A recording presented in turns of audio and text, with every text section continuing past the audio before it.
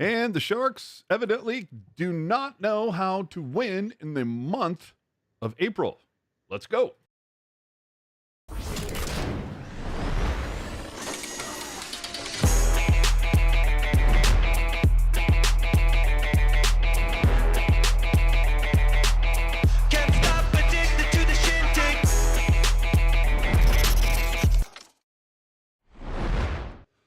Hey now, everybody. Not the greatest game I've ever watched, but welcome into the original, live, unfiltered, unedited, uncensored, commercial-free San Jose Sharks podcast that is the Pucknologists, here to wrap up the week of Sharks hockey, part of Teal Town, USA. Do that like and subscribe thing. Leave your take in the comments section if you are not with us live in the super chat. And so what had happened was the Sharks went 0-4 this week, as Will Smith hit the 40-point mark against the Flames. Celebrini, that's his first NHL hat trick in Minnesota. McDavid would assist on all 4 goals in Edmonton, but the Sharks would finish their penultimate week with a decent start, but not a good finish. It's a 5-2 victory for Calgary against San Jose. Before we get to that, we're also going to talk about Mukhamadullin and Ferraro being ruled out for the season. We got Couture causing all sorts of clickbait chaos. Tank Watch has finally ended. Sharks were on top or on the bottom, depending on your perspective. Free agent targets this offseason, a projected lineup for next season, 3 silly positives from this actual season, plus Eddie Lack is pissed off. History's made in Big D. We got a one-time only draft, perhaps. Major League Baseball is killing off regional sports networks. We have some controversy in Chicago and New York. And meanwhile, the Barracuda got reinforcements, but still disappointed the Cuda cult on fan appreciation. Now, we've got that and so much more tonight. And last week, I will even admit, I might have been a little hard on the Beaver, but you know what? We're not here to purposely rip or critique. We're just here as a reflection of what we see and hear from invested fans. We're not here to be Pollyanna sycophants, but I also want to shout out the peeps that said hi over the last couple of days for those Cuda games and said that they enjoyed the podcast. So appreciate you for looking out. That was very cool. Let's get to this Calgary game since we're taking over after dark. Look, so Ian, the headline is, I guess, Romanoff gets a first ever back-to-back start in the NHL. Yeah, I mean, look, it's the difference here is one team's playing for their playoff lives. Like the Calgary Flames they're a long shot, right? I mean, I think they would have to do pretty well, but they have something to play for tonight, right? And they're trying to keep their playoff hopes alive, as slim as they may be. And the Sharks are playing for nothing. They could win, they could lose. It doesn't matter anymore. Nothing matters. It's just they're just running out the clock. And thank God there's only 2 more games of running out the clock. Ugh. I'm telling you. Oh, you know what? I because I've been seeing this for like the last 3 or 4 months, I'm just going to put this to rest once and for all. Sure. 1 pound fish, dude. We've never made a bet. I don't know why you keep saying we have when we didn't. So knock it off or you're going to get banned. And I don't ban people. But you have worked my last nerve with this stupid comment every fucking week. And so congratulations. You've irritated me to the point where I want to fucking ban you. So either contribute something of value or fuck off and go to a different podcast. I hate to be that guy, but I've had it. Anyway, Romanoff gets the first back-to-back start. Bordeleau, who I don't know if you listened to Drew. Did you get the Sharks feed this week? No. If it's a Sportsnet feed, I never get the Sharks feed. All right. Well, basically, like Remenda was just kind of like, you got to think Bordeleau's a little pissed getting called up at like game 80, right?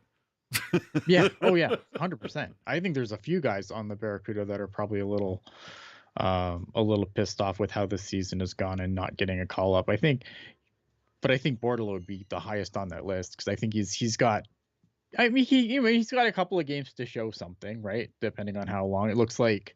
I guess Pishalko was just tweeting out that no Jack Thompson or Ostachuk to finish the game tonight. So as if we knew the difference.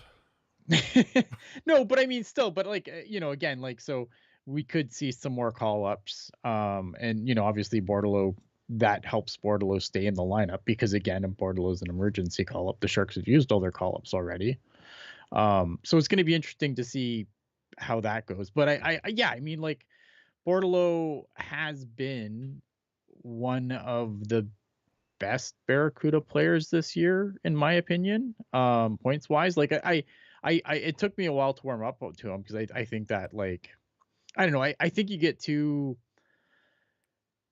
how can I put this? I think sometimes you look at the numbers and you let the numbers kind of just dictate, and you're kind of, and I kind of looked at Bordelot's point totals a while back because people are gonna be like, "Oh, Ian, you were ripping Bordelot earlier in the season." I ripped Gushtin too, and it's true. There's the YouTube is forever. You can go back and find those shows, but I think that. Do you think somebody else was more deserving of getting a call up at this point? No, I think that Bordelot was the guy that you want to call up, and I think he has been really, he has been better as the season progressed. And I think I got a little too just focused on the point totals and being like, well, look at these point totals. Is this really what we want? Like, out of a third-year pro at this point, a guy who's playing for his life, like, basically, because I mean he's an RFA this summer, and it'll be interesting to see. It'd be interesting to see how who's coming back and who's not coming back, because I think the Sharks are going to have to cut bait on a few guys this summer on the Barracuda, because one, you got to make room for more guys. Two, you have a 50 contract limit. Michael Evans asking, Ian, would ESPN Plus work for you to watch games in Canada, or is it just a state? Yeah, ESPN Plus is just a states thing. Up here, Sportsnet has the national rights, so they have the NHL. What used to be NHL TV is now rolled into their package, Sportsnet Plus, and so I subscribe to that, so I can watch the games the day after if need be, because being in the Eastern time zone and working in the morning now, sometimes you have to go to bed and watch a game the next day. So that's why. So yeah, it's a Sportsnet thing up here. And unfortunately, when they rolled NHL TV into it, they don't give you the option of what feed you get. So you just get whatever feed they give you, regardless of what team you're watching. It sucks. Those bastards. All right, so Calgary wins this 5-2. Somehow still in the fight. Wild, Blues, and Flames all play Tuesday. Wild need a point versus the Ducks to clinch. Yeah. Blues need a regulation win versus the Utahns to clinch. And the Flames need to beat Vegas. Good luck to get help. Now, to be fair, Vegas has sealed the Pac Div. They really don't have anything to play for because the Jets tied up the President's Trophy. So maybe the Flames are able to pull something off. We'll see what happens. Either way, the story going into this game versus Calgary, a regulation loss to San Jose would have meant Calgary missed the playoffs. So Calgary lives to fight another day. Let's get into it. This is an After Dark or a Pucknologist takeover of After Dark. So Toffoli would open the scoring less than 3 minutes in. That would be his 30th of the season for the third straight time. And God, how old is he? Like 32? Yeah. Like, good on you, bro, for making it work. And the big story, of course, it was a tale of two periods. Sharks with 9 shots on goal before the Flames got there first. And I was thinking, I thought Calgary is supposed to be desperate for a playoff spot. That's what I thought too. I thought they started really poorly tonight. The Flames. The Flames. They weren't very good to start, but obviously as the game progressed, they did get better, obviously. But yeah, I was surprised. So I thought they were going to come out, especially after I think they lost to the Wild, which is why they're in trouble. So, and then the Sharks got caught watching. Uyghur scores from up top of the circle. And when I saw that, I went, here we go. Yeah. It's 1-1. Then the Sharks get called for hella dudes. What up, Shalana? Then, dude, Thrun blowing just like the worst check. Then Liljegren goes on his knees, turns into a clap. No, they beat the Wild. I apologize. They beat the Wild. Oh, okay. I don't know what I'm talking about. But Thrun blows the check. Liljegren is on his knees, turns into a Klopka goal, and the Flames would have their second goal on 5 shots. It's 2-1. Yeah. The second goal, this goal pissed me off. a lot. Was it Thrun? Was it Liljegren? Well, no, What I mean, was okay, it? look at Thrun missing the hit, like that sucks, right? But like at least he's doing what he's supposed to do. Mm-hmm.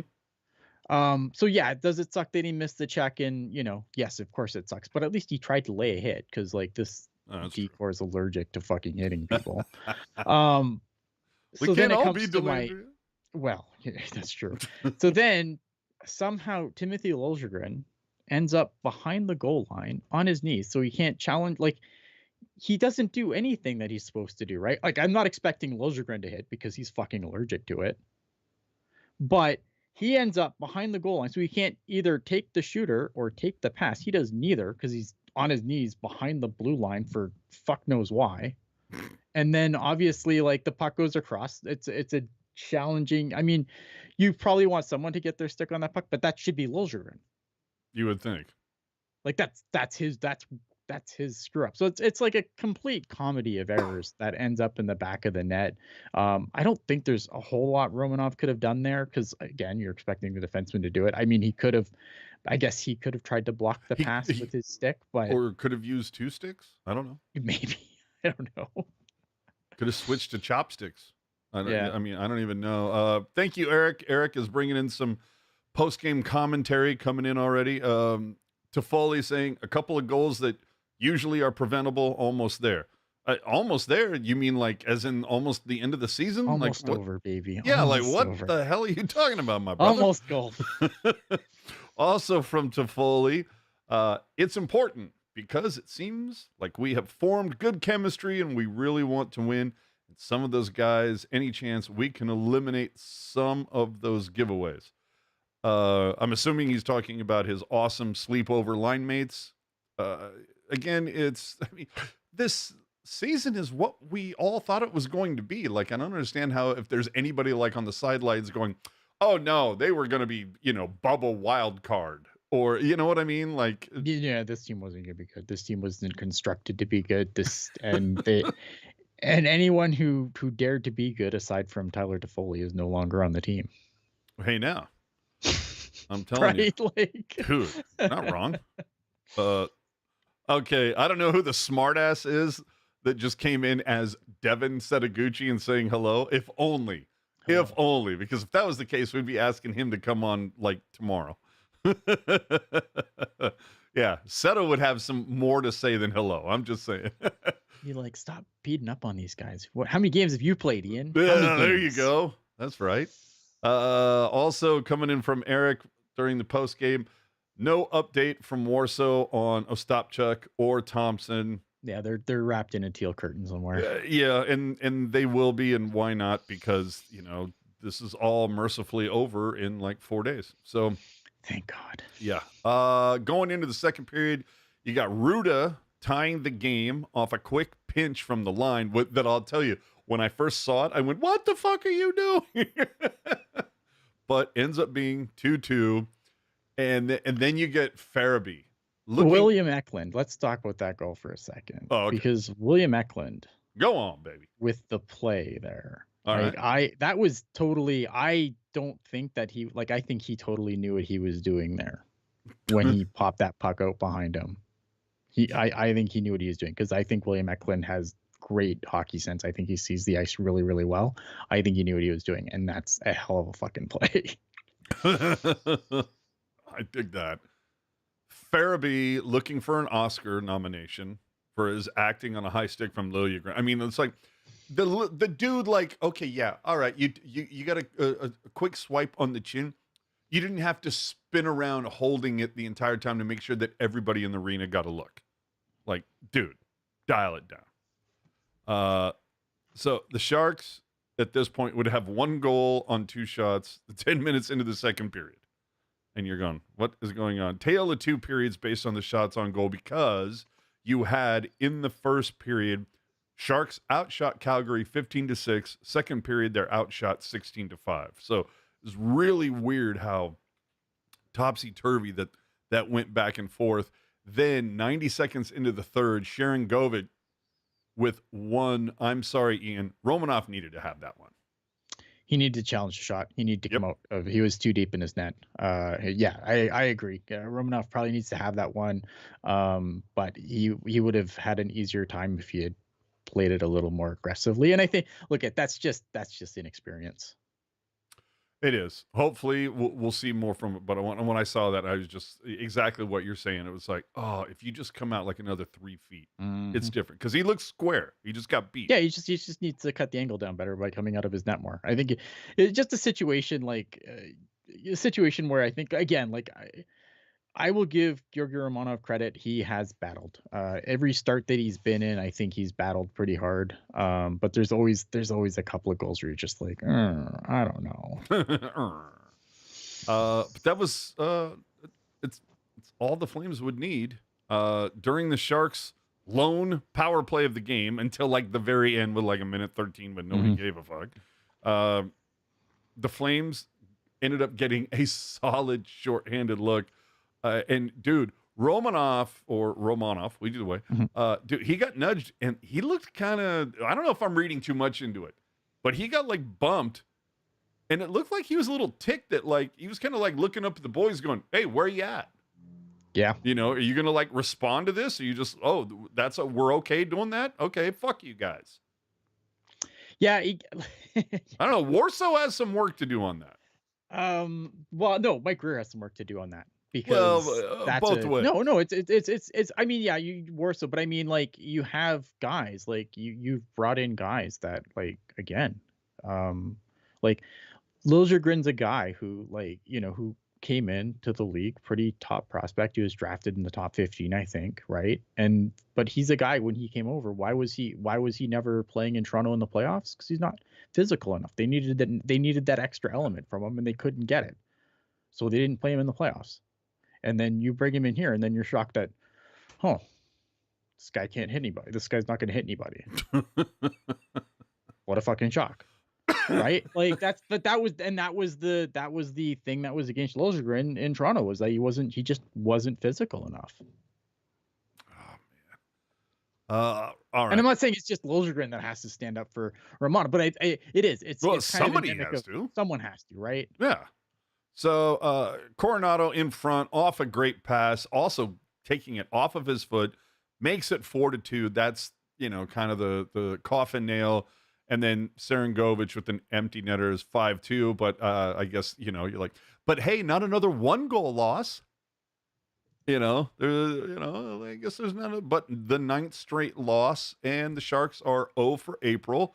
And we have a puck guy out here doing yeoman's work, trying to get us some things to talk about. So let's jump into that before we go any further. From Jan Ruda, really liked our start, played fairly well. Then Calgary started skating faster and got some power plays. I mean, I'm not going to sit there and go, oh, it was the power play that made the difference, because Calgary didn't score on the power play tonight, and each side had 2 chances. Yeah, no, I agree. I think, but you can... You know, it is a game of momentum, though, and it is hard to get momentum back. Sometimes a power play, you know, even if you don't score on it, if you can start kind of get things clicking when they're not clicking, and then continue that into 5-on-5 play, like, that's definitely a thing that happened. I mean, I agree. I'm not going to say, oh, the power plays are the reason the Sharks lost. No, of course not. But Calgary definitely, look at their season's on the line. Yeah, well, exactly. They started playing like it. Yeah, so I'm looking at that comment facetiously, and I'm going, you know, Ruda going, really liked our start, played fairly well, and then Calgary realized, oh, we can play too? Yeah, and that is what happened. Also from Jan Ruda, it said, really nice play from Eklund on my goal, really lucky to get a pass from that talented guy. Absolutely. Yeah. You know, again, like, that was totally, like, if you watch the replay, and especially if you slow it down, like, that was by design. I love William Eklund, man. Dude, chef's kiss. I feel a bobblehead is in your future. Better be. Let's see. Also from Ruda's post game, I really like the effort the majority of the night. Just got to figure it out, and we can improve. I mean, sure, 2 more games, but why not? Absolutely. Yeah. And then Ruda finishing that off, just got to have consistency. I mean, you've had 80 games to find it, but okay. Yeah. Jerry saying, thanks for the great coverage as usual. Jerry. Thank you, sir. Thank you, sir, for another donation. We appreciate it. Let's see here. From Crafty Koala, serious question. No cap. Do we have anyone that's physical on the back end? No. No, but, not really. But we will. I mean, it's got to be number one on Greer's fucking to-do list. That's why they brought in a guy like Desharnais at the trade deadline, was to try and address some of that, because I do think that they do. Like, I think there's guys that are just not physical because they're just not big enough to be physical. There's guys that are not physical because they're allergic to contact. And then, and then there's that's kind of the problem with the Sharks blue line, is that there's guys that are just, they don't have the size to be physical horses, and some of the guys just are allergic to contact. I like watching Cagnoni and Bordelot play hockey, but let's face it, they're fun size. They're not regular size, and you need regular size in the NHL. Yeah, you need a mixer. I mean, there's definitely guys that are fun size that can do awesome things, but they have guys around them that are bigger. Eric bringing in some more quotes from the post game from Toffoli. I think, honestly, looking back, we've been in so many games this year and blown so many leads, and we'll get to that in a while. He says, I think everyone reflects in the right way going into the summer and comes into camp with a little fire. Yeah. I would hope. I mean, if not, then you, like, what are you doing here? Also from Toffoli, oh my God, we should be a desperate team too. We have guys that are playing for positions for next season. Yeah, so, I mean, there's 100%. No excuse. Like that's the thing with some the guys, Sharks, right?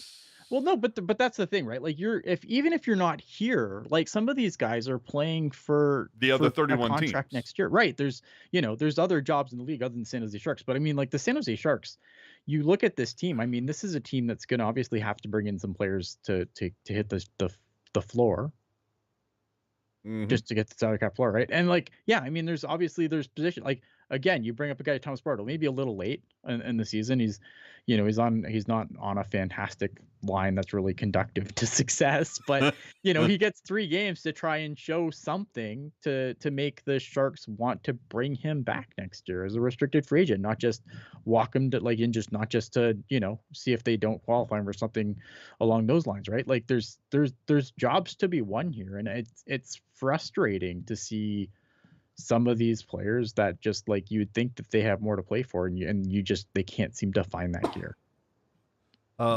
Hank in the chat saying, can't blame Watson when 10 million plus is wrapped up in blue line stalwarts like Ferraro and Vlasic. Oh yeah, the blue line's awful, right? And I 100% agree. Like, the blue line is terrible, and it's something that has to be addressed. I know. I mean, I've said it, other people have said it, that, the blue line does seem pretty locked up. But again, you can address that via trade. You can sign someone, trade someone else. Like, just because guys are signed doesn't mean they're going to be here come training camp. So, but before we sit there and believe you me, like, I don't know that there's been very few people that have shit over Vlasic's contract more than I. However, I will also say that, nobody was crying in their soup when Vlasic was like the league's best shutdown defenseman and the Sharks were getting him for a song, Yeah, but so those days are over. Yeah, but it's like Wilson overpaid for previous performance. It happens. Too. Yeah. Devin Setaguchi back in the house. Any veteran coaches out there who have dealt with a rebuild or might do a better job than Warsaw? I mean, Warsaw's had 1 year. And like he's going to have at least another 2 before you start looking for a ripcord. Yeah. So here, let's break this down for a second. The Sharks have had. So Setaguchi, I loved you as a player, but you're disappointing me as a commenter. That's fine. No, but let's run this for a second, okay? The Sharks have had 4 coaches in the last 6 years. Oh, fuck me! That can't possibly be right. Okay, Warsaw, Quinn. You said 4 coaches in 6 years? So Warsaw, Quinn. He fired Bob Bugner when he got here. Bugner hired Quinn. Wait, maybe 3, 4. Yeah, I think it's just 3. I think you're overreaching. Well, no, because before, but that's not Mike Greer. Like Mike Greer. So anyway, get to your point. No, here's the point. No, because Peter DeBoer was fired for Bob Bugner. Yeah, but that was like pre-COVID. Yeah, but no, maybe not. You're right. I'm trying to do the math here. They've had, but anyway, they've had a lot of coaches. They've had a lot of coaches, right? And Mike Grier has now fired 3. If let's say he fires Warsofsky, now then he's fired 3 coaches. And now you can say, okay, Bob Bugner wasn't his coach, fair, but now you've fired 3 coaches. So let's run this now. And I'm happy you brought that up. We'll get to it later. So at this point though, right? You've done this. Now you've fired Ryan Warsofsky. When do we start questioning Mike Grier at that point? Because you have to at this point, right? You would think. Wouldn't you would have if we fire another coach, doesn't that go on Mike Grier? So let's run it further. All right. Hey, Eric, do me a favor. Put it, from DeBoer till now, just do me a little favor where it's like, okay, DeBoer went from this year to this year. And then, the next guy went from this year to this year. Please. Oh, fuck. God damn, he's reading my fucking mind. All right. So Bugner, 19 to 22, Quinn, 22 to 24, Warsofsky, 24 to present. So, okay, 3 coaches in 5 years. 4 and 6, because DeBoer was fired in 2019. Then it's 2025, 6 years. Okay, all right, I'll give you 4 and 6. Like, you know what I mean? So, this team has had plenty of coaches kind of come and go in a short period of time. But hold on. Let me say one thing though. Yeah. Bugner, part of DeBoer's staff, Warsofsky, part of Quinn's staff. Correct. So, okay, just wanted to make that connection. But here, my point is let's say you fire Ryan Warsofsky because the Sharks aren't good this year. One, what did you expect? Did you expect this team to be good? No. And then, so you're looking at Mike Grier because you have to at that point. You've hired, you've gone through 3 coaches since you've been here. You're the guy hiring and firing the coaches. Like at some point, you have to look at that. So I guess at that point, then you got to fire Mike Grier, right? Yeah, because if Grier was to fire Warsofsky after 1 season, it's to your point. Like Grier, what the fuck? How are you this bag at assessing coaches? Yeah. So now you fire Mike Grier because that's the next logical step. You can't fire any more fucking coaches. You got to fire the guy hiring them. So Mike Grier gets fired. Okay, great. Now you bring in a new GM. Maybe the new GM looks and says, I don't like this. I got to start over. Oh, and then you know what happens? You're the Buffalo fucking Sabres. You're right. Oh, hey, speaking of Warsofsky, bless your heart, Puck guy. We got some post-game commentary coming in from him. 3rd goal, we lost a little structure in that one. See, this is really, that's like the perfect quote of why I don't want to talk to current players. They literally tell you nothing. Yeah, but to get back to, I think, the original question of something about, do you think that we need a new coach? No, it's not going to happen anyway, so it's fine. And Dave said, Quinn was only fired because the team quit playing for him. It doesn't matter. It doesn't. The point is that you can only fire so many coaches before we have to start looking in your direction. Yeah. So you got to take it up the chain. And Sharks fans, anytime I'm even remotely fucking critical of this rebuild, Sharks fans tell me how fucking dumb I am. And yet you want to fucking fire, you want him to fire the 3rd fucking coach. And at what point do we not start being like, Mike Grier really sucks at hiring coaches. Maybe he's not the guy for this. Right? Somebody else should be in charge of that whole coach hiring thing. I'm just saying, man. And then you bring in a new GM, new eyeballs. Maybe he says, you know what? The Sabres. We drafted some of these guys, but maybe I'm not as enamored with, I don't know. And again, we're being hyperbolic here a little bit, but I'm not as enamored with Sam Dickinson as Mike Grier was. So I'm going to trade him for something else. Oh, right? Jesus Christ. Because that's what fucking happens when you bring in a new GM. Bite your tongue.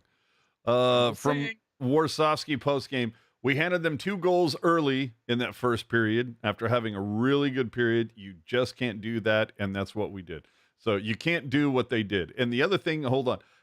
Early in that period, the first goal came at 9:24, so almost at the halfway point, and then Klapka's goal came at 14:15. Where's this early in the period? Maybe early in the game.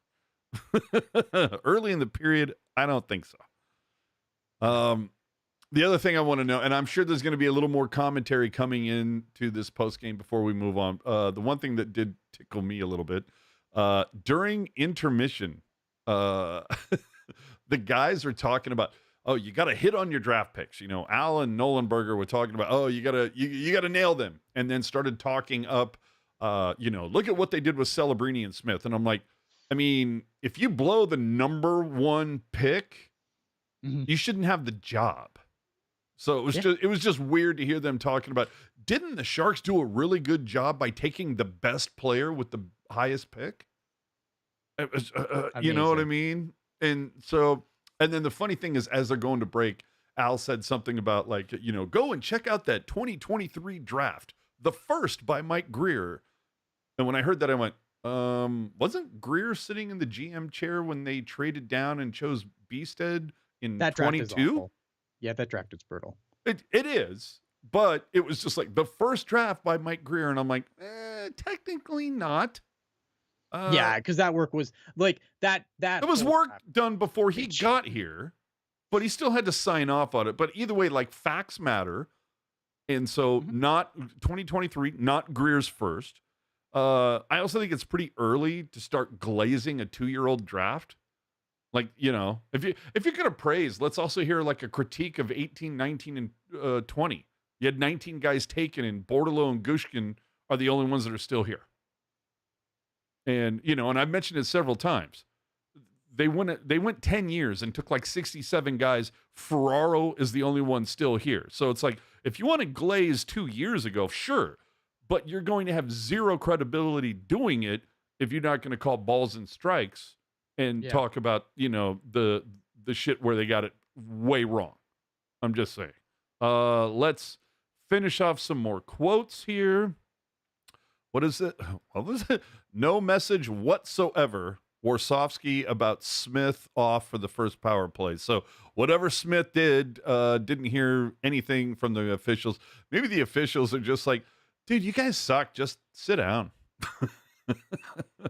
And well, I don't think Will Smith had a particularly good game tonight. So I'm not upset they moved him off the first power play. I don't think he was very good tonight. Well, there's been a couple of hits and miss with that as well. Let me see from Warsofsky. I think we're just trying to get someone in different positions, different look than we've been doing against a certain PK system. The last one was where at the end we want our 5 best. Well, okay. I don't know. I'm wondering if I'm missing something out of context. Now I have Dave saying there was a precursor comment that AJ skipped. That's fine. No, I can't hit them all, buddy. I know. I'm just saying. And again, I'm just saying that like, if I understand people, like I look at, and there's things that Warsaw does that drives me up the fucking wall. Like, I'm not going to say Warsaw's this perfect coach. I just think that if we continually fire coaches like at the rate that they've been firing them, like that's not a recipe for success. Yeah, like look at the Cleveland Browns and how they replace their quarterback like every 4 games. Just saying. Another from Warsofsky. I think it's like our young players. They give us a couple of good games, and then they catch up to us a little bit, and the game speeds up on them. Yeah, it's fair. I mean, again, making the jump to pro hockey is hard. And playing consistently through a full 82 game season is hard. I mean, no one plays consistently, let's be honest, obviously, right? But yeah, like again, I think, I have sung the praises of Will Smith on the last few shows about how I think he's been the best Shark, period, during the second half. But tonight wasn't a good night for him. Ricky, I just want to put this up here because we'll talk about it in a little bit. He says, Kovalenko has been so interesting. Why exactly has he been benched all season? We're going to talk about that in a little bit. Yeah. Also want to talk about Ruben here. I'd appreciate it if that network would put somebody on screen that had a hockey background and they use co-hosts with skin in the game to make sure the host doesn't look completely clueless, but hey, budget cuts. Yeah. All right, so we're finishing off the game that you just saw. Oh, wait a minute, and we got a final one from Eric on this one. It says, by the way, NBC came into the Warsofsky post game while it was still going and left while it was still going. Yeah, as they've done for like the majority of the season, because whatever. Anyway, right. let's get back to the beginning of the week and let's just finish off this week of Sharks hockey. Oh, look at that. It's versus Calgary again. And Romanoff also went nut. This one would mark the return of Henry Thrun. And so what happened in this? It's a 3-2 loss for San Jose. Smith would get both of the goals for the Sharks, hitting 40 points on the season. Celebrini assisted on both, but there were only secondary assists, Ian. Those don't count, right? No. Okay. Secondary assists are garbage. Kovalenko gets a point in his first game after being healthy scratched for the previous 6, which, of course, left me questioning why the hell Warsawski is scratching Kovalenko, yet playing Gregor and Dellandrea, but we'll get to that in a little bit.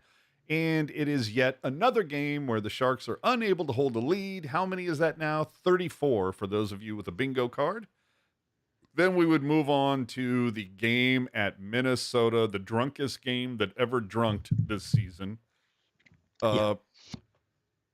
Georgiev in net, and you have the I don't know what's odder in this. Is the fact that there were 15 goals scored or the fact that the Sharks could not buy a power play? I don't know. I'm not diving down the rabbit hole and like illustrating every single goal that was scored during all 15, but let's just say Eric Sinek had 4 goals, including a natural hat trick. Celebrini got his first ever hat trick. But Kovalenko had a great game, again, begging the question, why is he getting scratched for guys of like Dellandrea, Goodrow, or Stopchuk? But the fun part, big stick taps to Flower. Likely his last game in Minnesota, he picks up a win despite allowing 7 goals. Like, that is so Flower. Yeah, it really is, isn't it? Like, that sounds like a Flower prank. You know what I mean? Snapshot of his career. But I mean, that's the thing with like Marc-Andre Fleury. And like, I think the numbers, like he's going to go in the Hall of Fame. Like the numbers are impressive. The absolutely impressive. He has the rings.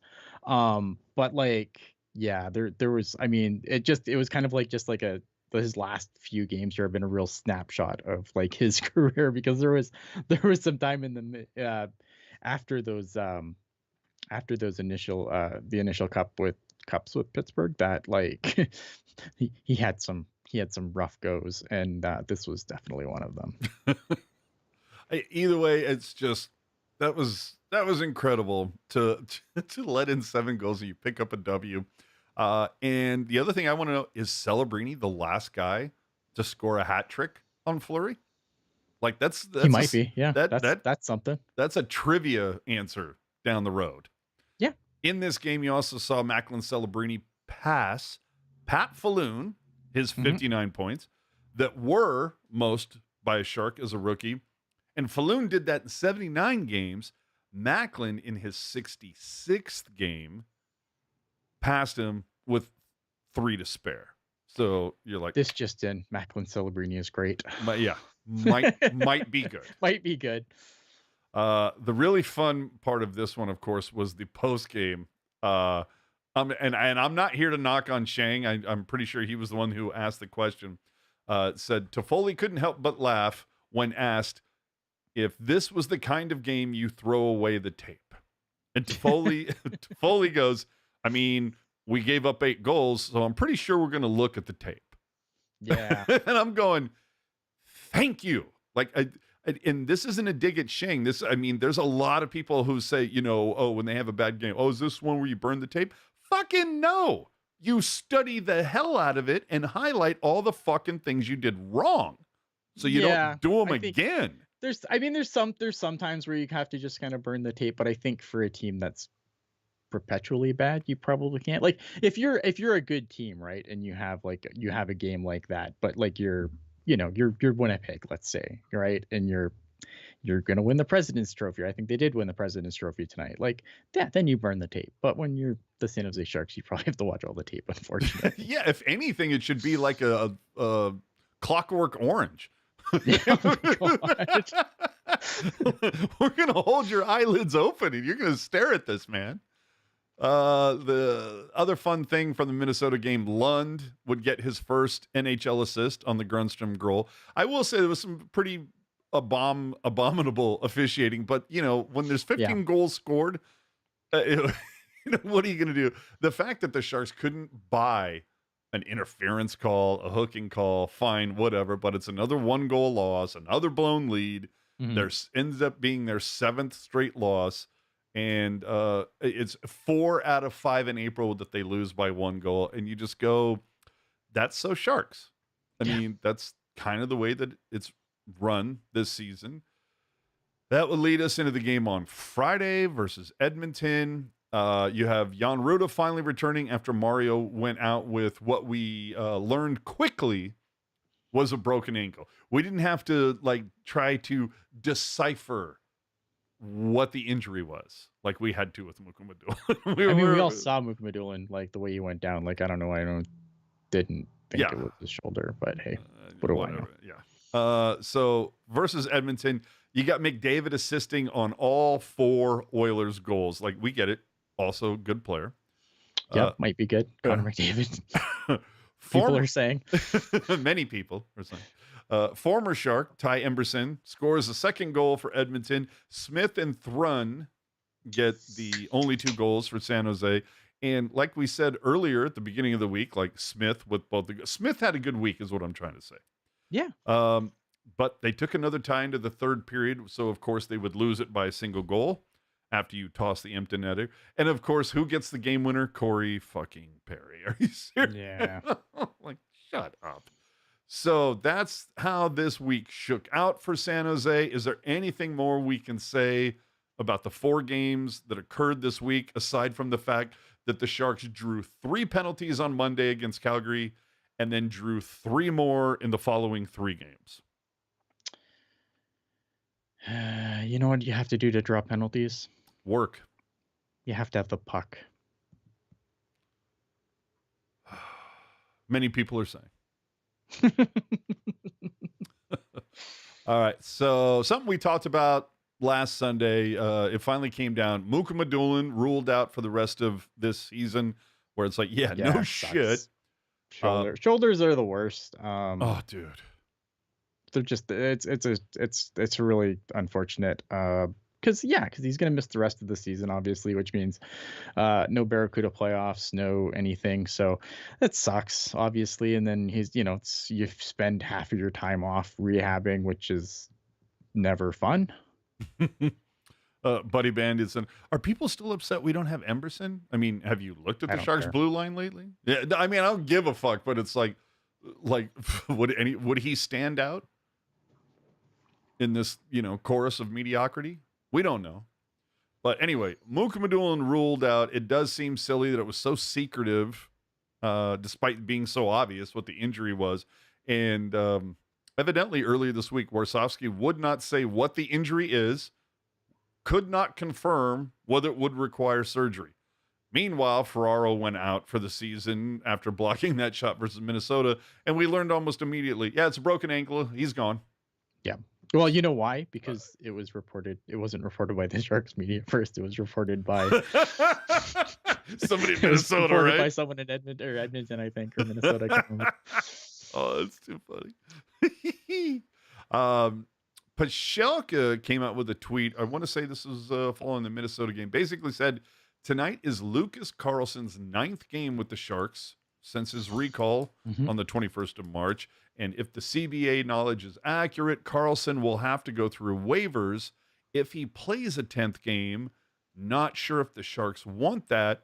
Looks like Desharnais and or Ruda on the verge of return, and Carlson can be sent back down. But then Carlson, of course, played his 10th game. I think tonight might have been his 11th. But I want to say it's largely due to the fact that the Sharks have all these injuries and limited to emergency call-ups. Yes. Yeah. There's the problem is emergency call-ups only last for so long, and then there's other factors that come into play. But yeah, I mean, basically the issue here is that the Sharks can't send him back down because they need the body. They need the bodies up. Just to weigh out the fucking airplane. I don't know how it would work for the AHL. Like maybe he could get sent down if someone claimed him or whatever. They'd have to put him back on waivers or whatever. But I think like the thing is like no one's. It's like yeah, they probably don't want to put him on waivers, but at the same point, it's like if you send someone on waivers and an NHL team claims him, they can't use him. Yeah. Hey, you know what? Can you answer this question from Chris really? Because it's a great question. When was the last time the NHL had 4 legit Calder candidates? Gosh, that's a fantastic question. It is. And I can't really think of any off the top of my head where there was this many legit Calder candidates. It's right up there with when was the last time all 4 U.S. original 6 teams missed the playoffs? This is the first time. Right? So that's incredible. That's a great question, Chris. I can't off the top of my head. I can't think. We're gonna have to get our in-house statistician puck guy on that. Hit the statistician. It's a fantastic question because I agree. I feel like I could make really compelling arguments for all 4 guys. Dustin Wolf.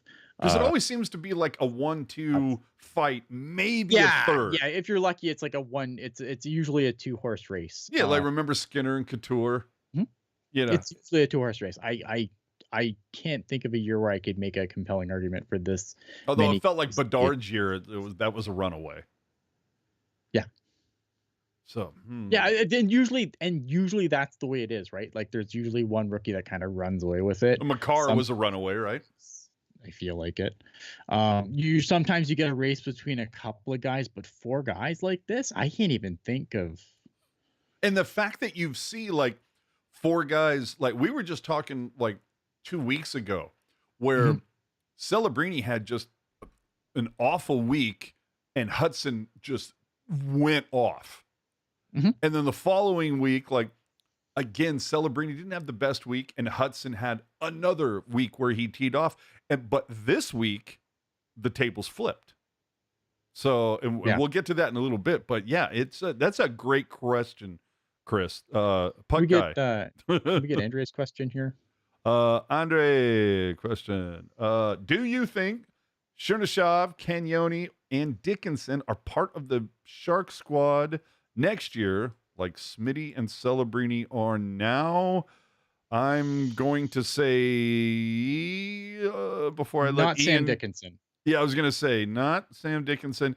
Out of the 3, I'm just going to play the odds. I'm going to say next year Chernyshov makes it because he's going to have an amazing camp and blow people away. And I still think Cagnoni's too small. He can drive a power play like nobody's business. I just wonder how much, I should say how different Mike Greer is going to make this blue line look. So maybe Cagnoni's your 6'7", but Cagnoni's a guy that you would have to make room for. Yeah. So I wouldn't rule it out because I don't know what Mike Greer is going to do this summer. I think he's going to get a chance.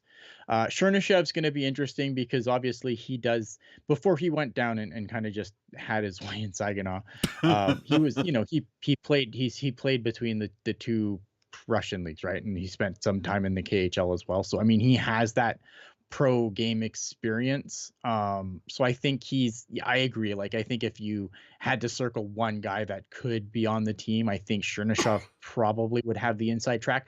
But I also don't think that playing on the Barracuda would be bad for him either, should he not. Like, I don't think if Chernyshov's not on the Sharks next year, I don't think that's the end of the world. Like Will Smith and Macklin Celebrini are incredibly special players. Like Celebrini's game is everybody can have milk and cookies with Toffoli. Yeah, like I just think Celebrini, like obviously, like if we've all watched him play this year, I think you can see the difference between him and a guy like a later first round pick, like a guy like Igor Chernyshov was, or I mean a second round pick, because I mean he should have been a late first round pick, but obviously taken with the first pick in the second round. Yeah. I think that, like, again, I think that I really like him, but I just think that his game isn't as advanced as a Will Smith's or a Macklin Celebrini. And I do always get a little nervous about a guy his size who has his way with kids in the Ontario Hockey League. Like, again, I'm not trying to take away from anything he did. Well, no, I'm not going to change the way I said that. We're gonna get him arrested right now. Nice. Um, no, I just I do always, but I do get nervous because there's a big jump from playing in the Ontario Hockey League to the NHL. It's a giant jump. Sam Dickinson obviously has to be on the San Jose Sharks, or he has to go back to junior. That's just the way this works. So I can't. Defense is hard. He would have to have just a hell of a camp to make this team. And again, Mike Greer has to make room. So, all right, that's my answer. We have a shit ton of comments to get through really quick. Ricky saying, I think Polkamp has more of a shot than Cagnoni, to be honest. Perhaps I really Polkamp turning pro though. I don't know. I haven't seen anything about him leaving college. Yeah, but I will say during the rookie prospect last summer, I was like Polkamp's biggest fan. I thought he had a tremendous tournament. Will that translate? Remains to be seen. I'm just saying I really liked what I saw. Hot Wheels saying Cagnoni throws his body around more than Liljegren. He does. Yeah, he does. You're not wrong. But again, I think look at, I like Luca Cagnoni a lot. I think that he's a guy who I would like to see, get some NHL reps for sure. I just, again, they have to make room for him on the blue line. And right now, I don't think another year on the Barracudas, like defense is hard. Adjusting to play defense in the NHL from playing defense in lower levels of hockey I think it's one of the hardest things to do, other than score goals. So I never get nervous if a guy needs a little more time to adjust in lower levels like the American Hockey League or whatever before they make the jump. Like I'm generally more likely to err to the side of caution with defensemen. Sure. So I mean that's just my opinion. That's just my take. Chris in the chat saying it's crazy that Smith is almost at 20 goals and 27 assists and not in the top 5 for the Calder. And I'm going to respond to that and say it might be different if he didn't have somebody wearing 71 casting a huge shadow. Like if he was doing that by himself on a different team, maybe he's a little more in the conversation. Paul says, funny thing I just saw, Artemi Panarin won over Connor McDavid, and the other guy in that voting panel was Shane Gostisbehere. So you're saying Panarin won the Calder over Connor? Is that correct? Wow, Connor. Right. Well, because at that point he was Collar McBroken. He was Connor McBroken. Okay. So Eric saying that in 2022, 5 rookies had first place votes, but how many first place votes? Yeah, and there's always a hero. 5. So Moritz Seider, Trevor Zegras, Bunting, Lucas Raymond, and Jeremy Swayman. I'd be curious to see how that voting actually broke down, though. Yeah. Oh, big time. Huge. Like how close was it? But I mean, but a good, that's a really good rookie class for sure. Yeah, he was Collar McBroken. All right, let's move on here. We're beyond it. We're gonna file this one under. Oh, here we go. So at the beginning of the week, it was posted by somebody on Reddit. Okay. They had evidently noticed, and this in itself, if stalking hockey players' social media accounts is your jam, I'm not here to judge.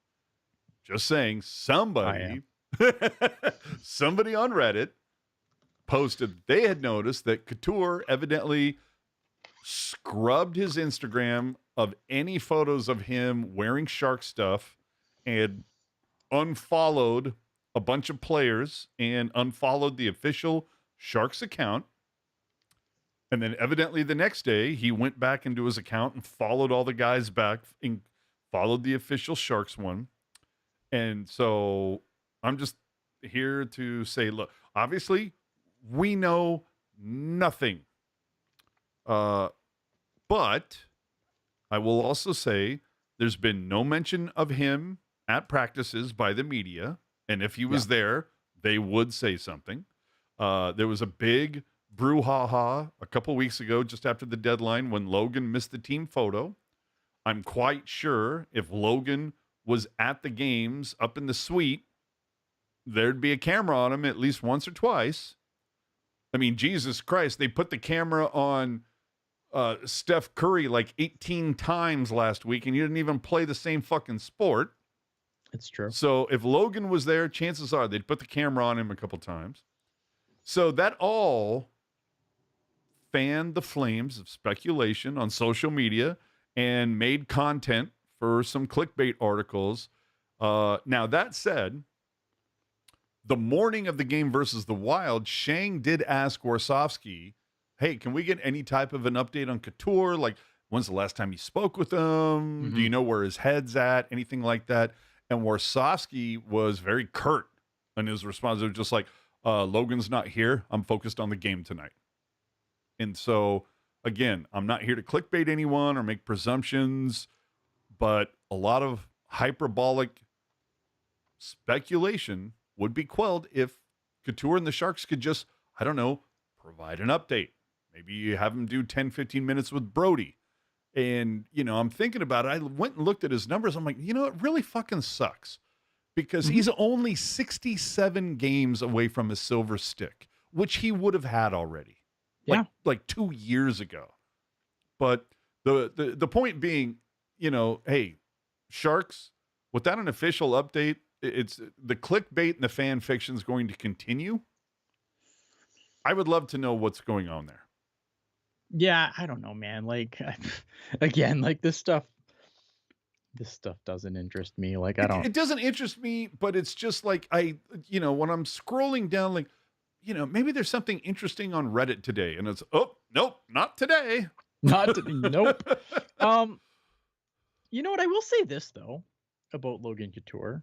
Because obviously, like a lot of talk with Logan Couture is like, oh, why he's is he married still the and he's captain? had children. That's all I know. That's what I can say about Logan Couture off the ice. Right. Well, and here's the thing, right? Like, but like people always like, oh, why is he still the captain? And blah blah blah blah blah blah blah. So this weekend, Gabriel Landeskog, who's not played hockey for a lot longer than Logan Couture has not played hockey, finally, was doing like a rehab stint with the Eagles, right? With the Eagles, yeah, he played with the Eagles. I think got a goal the other night, and he's still the captain of the Colorado Avalanche. You don't say. Yeah, I'm just. Is he married with children? Did he scrub all the photos of him wearing Colorado things on his Instagram? See, and that I don't know because I don't care.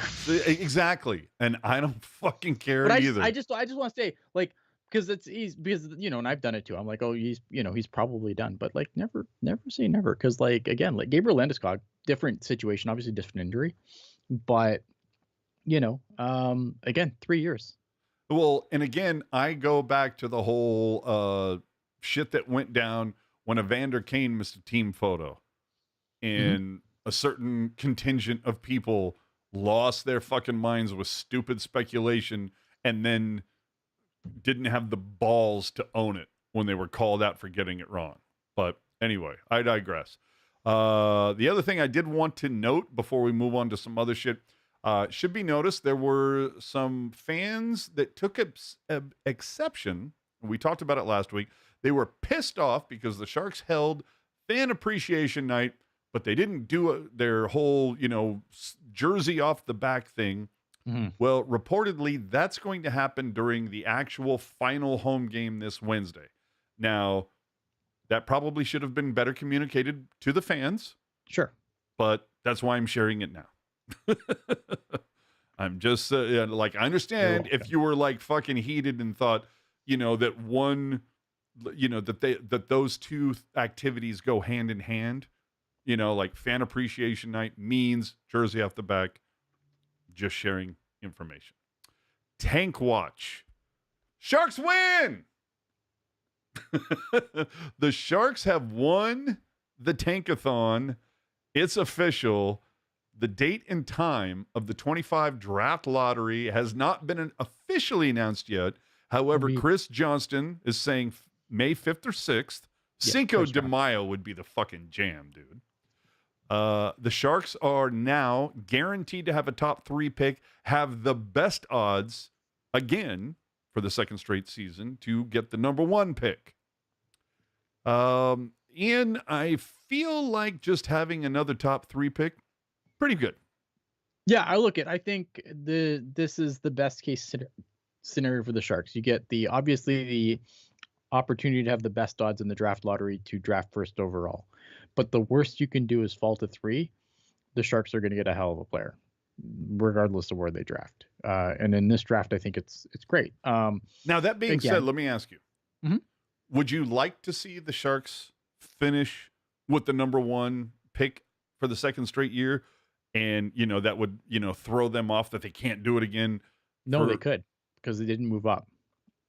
It's the wording in the rule is they have to move up for in order for that to take. Oh, for that little rule to be implied. Correct. Oh shit. That's why the Chicago Blackhawks, because again, there's 2 lotteries, right? There's first and second. There's 2 lotteries. Yes. It's not just 1 lottery, it's 2. Right. And this is why the Chicago Blackhawks, if they we won the need lottery, that NBC graphic, the more you know. Yeah. No, and that's what it is, right? And that's why the Chicago Blackhawks are still a threat to move up ahead of the Sharks, because otherwise you would think they would be done as well. But they didn't move up last year to be second. Well, see, they're supposed to finish. And I don't even have a problem. Like, I don't have the biggest problem if it ends up being like Nashville 1, San Jose 2, Chicago 3. You know what I mean? Like, wouldn't be the worst thing in the world. Chicago moving up would be great, because then they cannot move up anymore because they moved up for Bedard. Yeah, fuck those guys. and even if Chicago moves up, they're probably taking Misa, which means that Schaefer falls to us, which is fantastic. Well, and I feel like if the Sharks get Schaefer or Misa, like, oh my God, it goes back to that joke on Friends where it's like, oh my God, my wallet's too small for my hundreds, my diamond shoes are too tight, and 5 women love me. You know what I mean? Like, oh, it's an embarrassment of riches. Yeah, Andre's in the chat. If they do end up in third somehow and we don't get Misa or Schaefer, do you guys think we get Eklund? No, no, you take Porter Martone. Yeah, not at 3. No. Not at 3. Like, no, we're not going to do that. And then Eric saying, so finishing with the worst means we have a shot for McKenna in 2026, so next season, which hopefully we cannot talk about until March next year if that's the case. And I don't think 100%. We will be. If Buffalo or Anaheim isn't talking about that, we failed spectacularly somewhere along the way. And that's the thing. That's the thing that I do want to. I do want to say too, right? Because there's always in the chat, there's always one to be like, we're just never going to be good again. There's always that fucking and like the Columbus Blue Jackets, who going into the season, everyone thought was going to be competing with us in the Tankathon standards. They were eliminated from the playoffs today.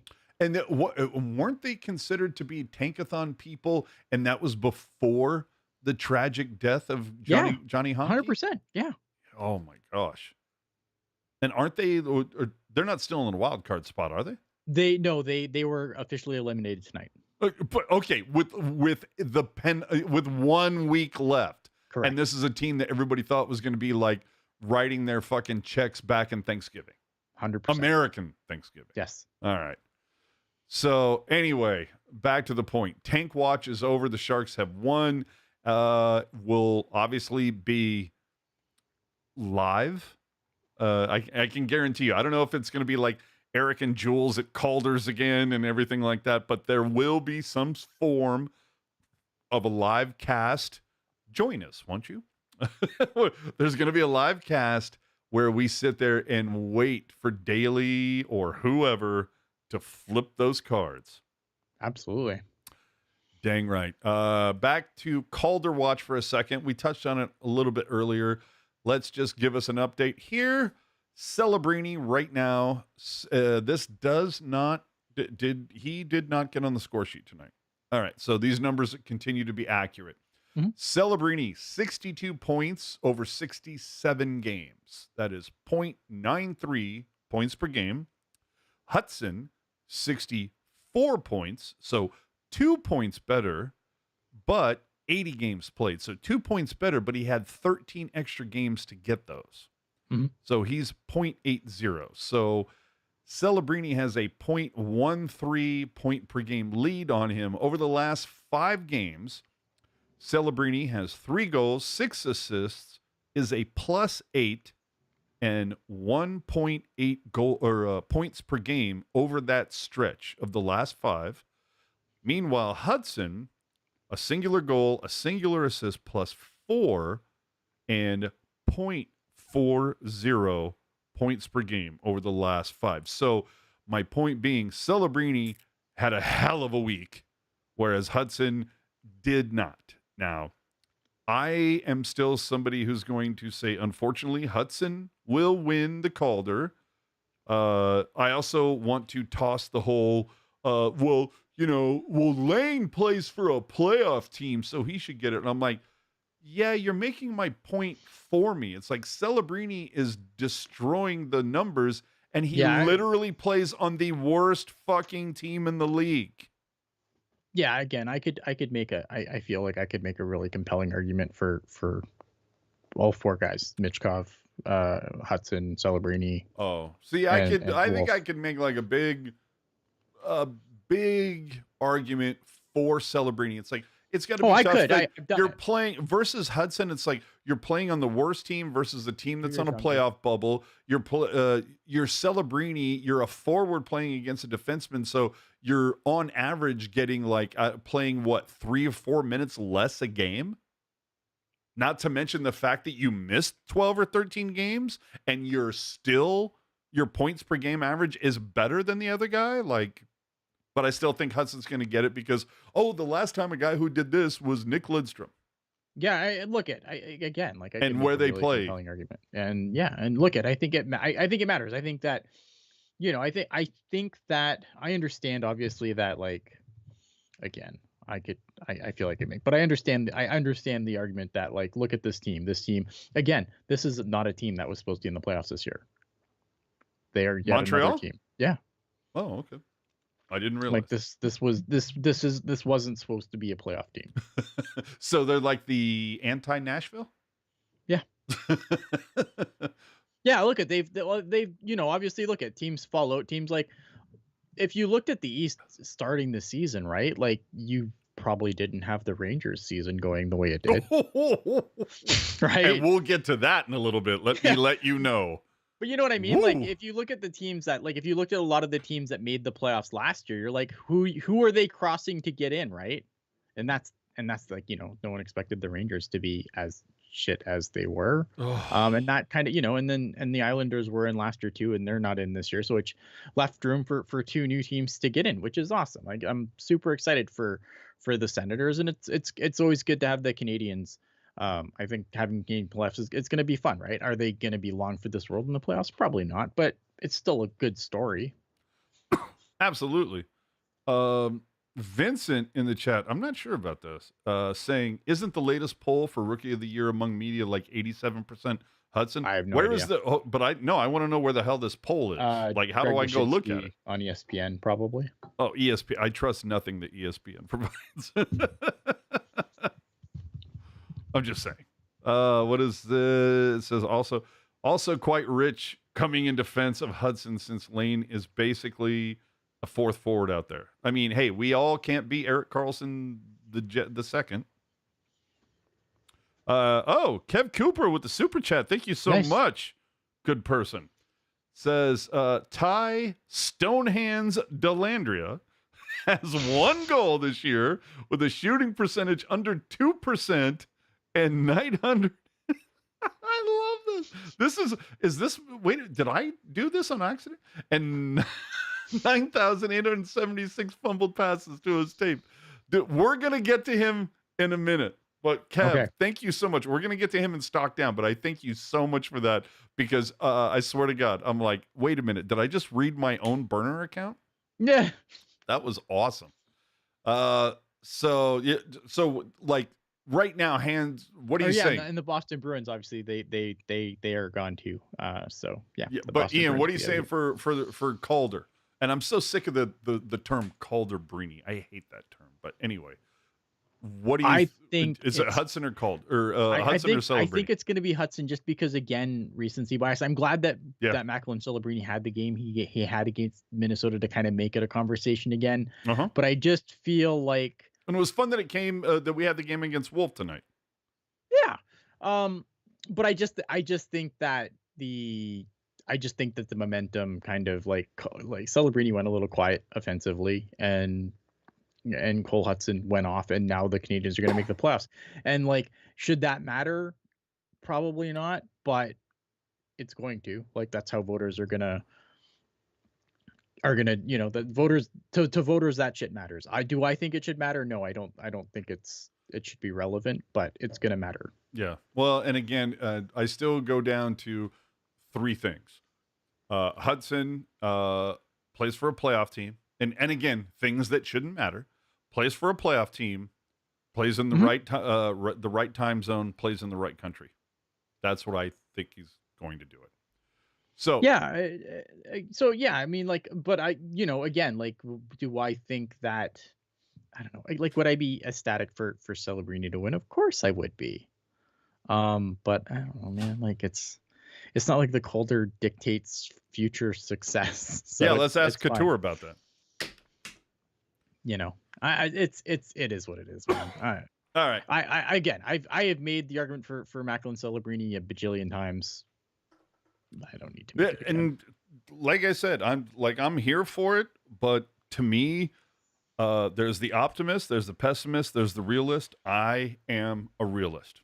So anyway, stock up, stock down for the week. And actually, I'm going to stretch this out for 5 games, and we're not including tonight because, again, this is a takeover. Shit happened right in the moment. We don't have time for NHL to update their goddamn stats.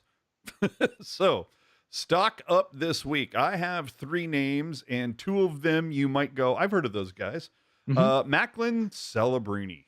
I mean, dude, 3 goals, 6 assists, 9 points. Obviously, first NHL hat trick, a +6, and 1.8 goals per game this week. Again, all of the numbers that we're about to talk to you during stock up, stock down do not include the numbers from tonight unless we explicitly say so. So obviously Celebrini, then Will Smith. Are you kidding me? 5 goals over the last 5 games, then 3 assists, 8 points +4, 1.6 points per game, and literally the only offense in like 2 of the games this week. And then Nikolai Kovalenko.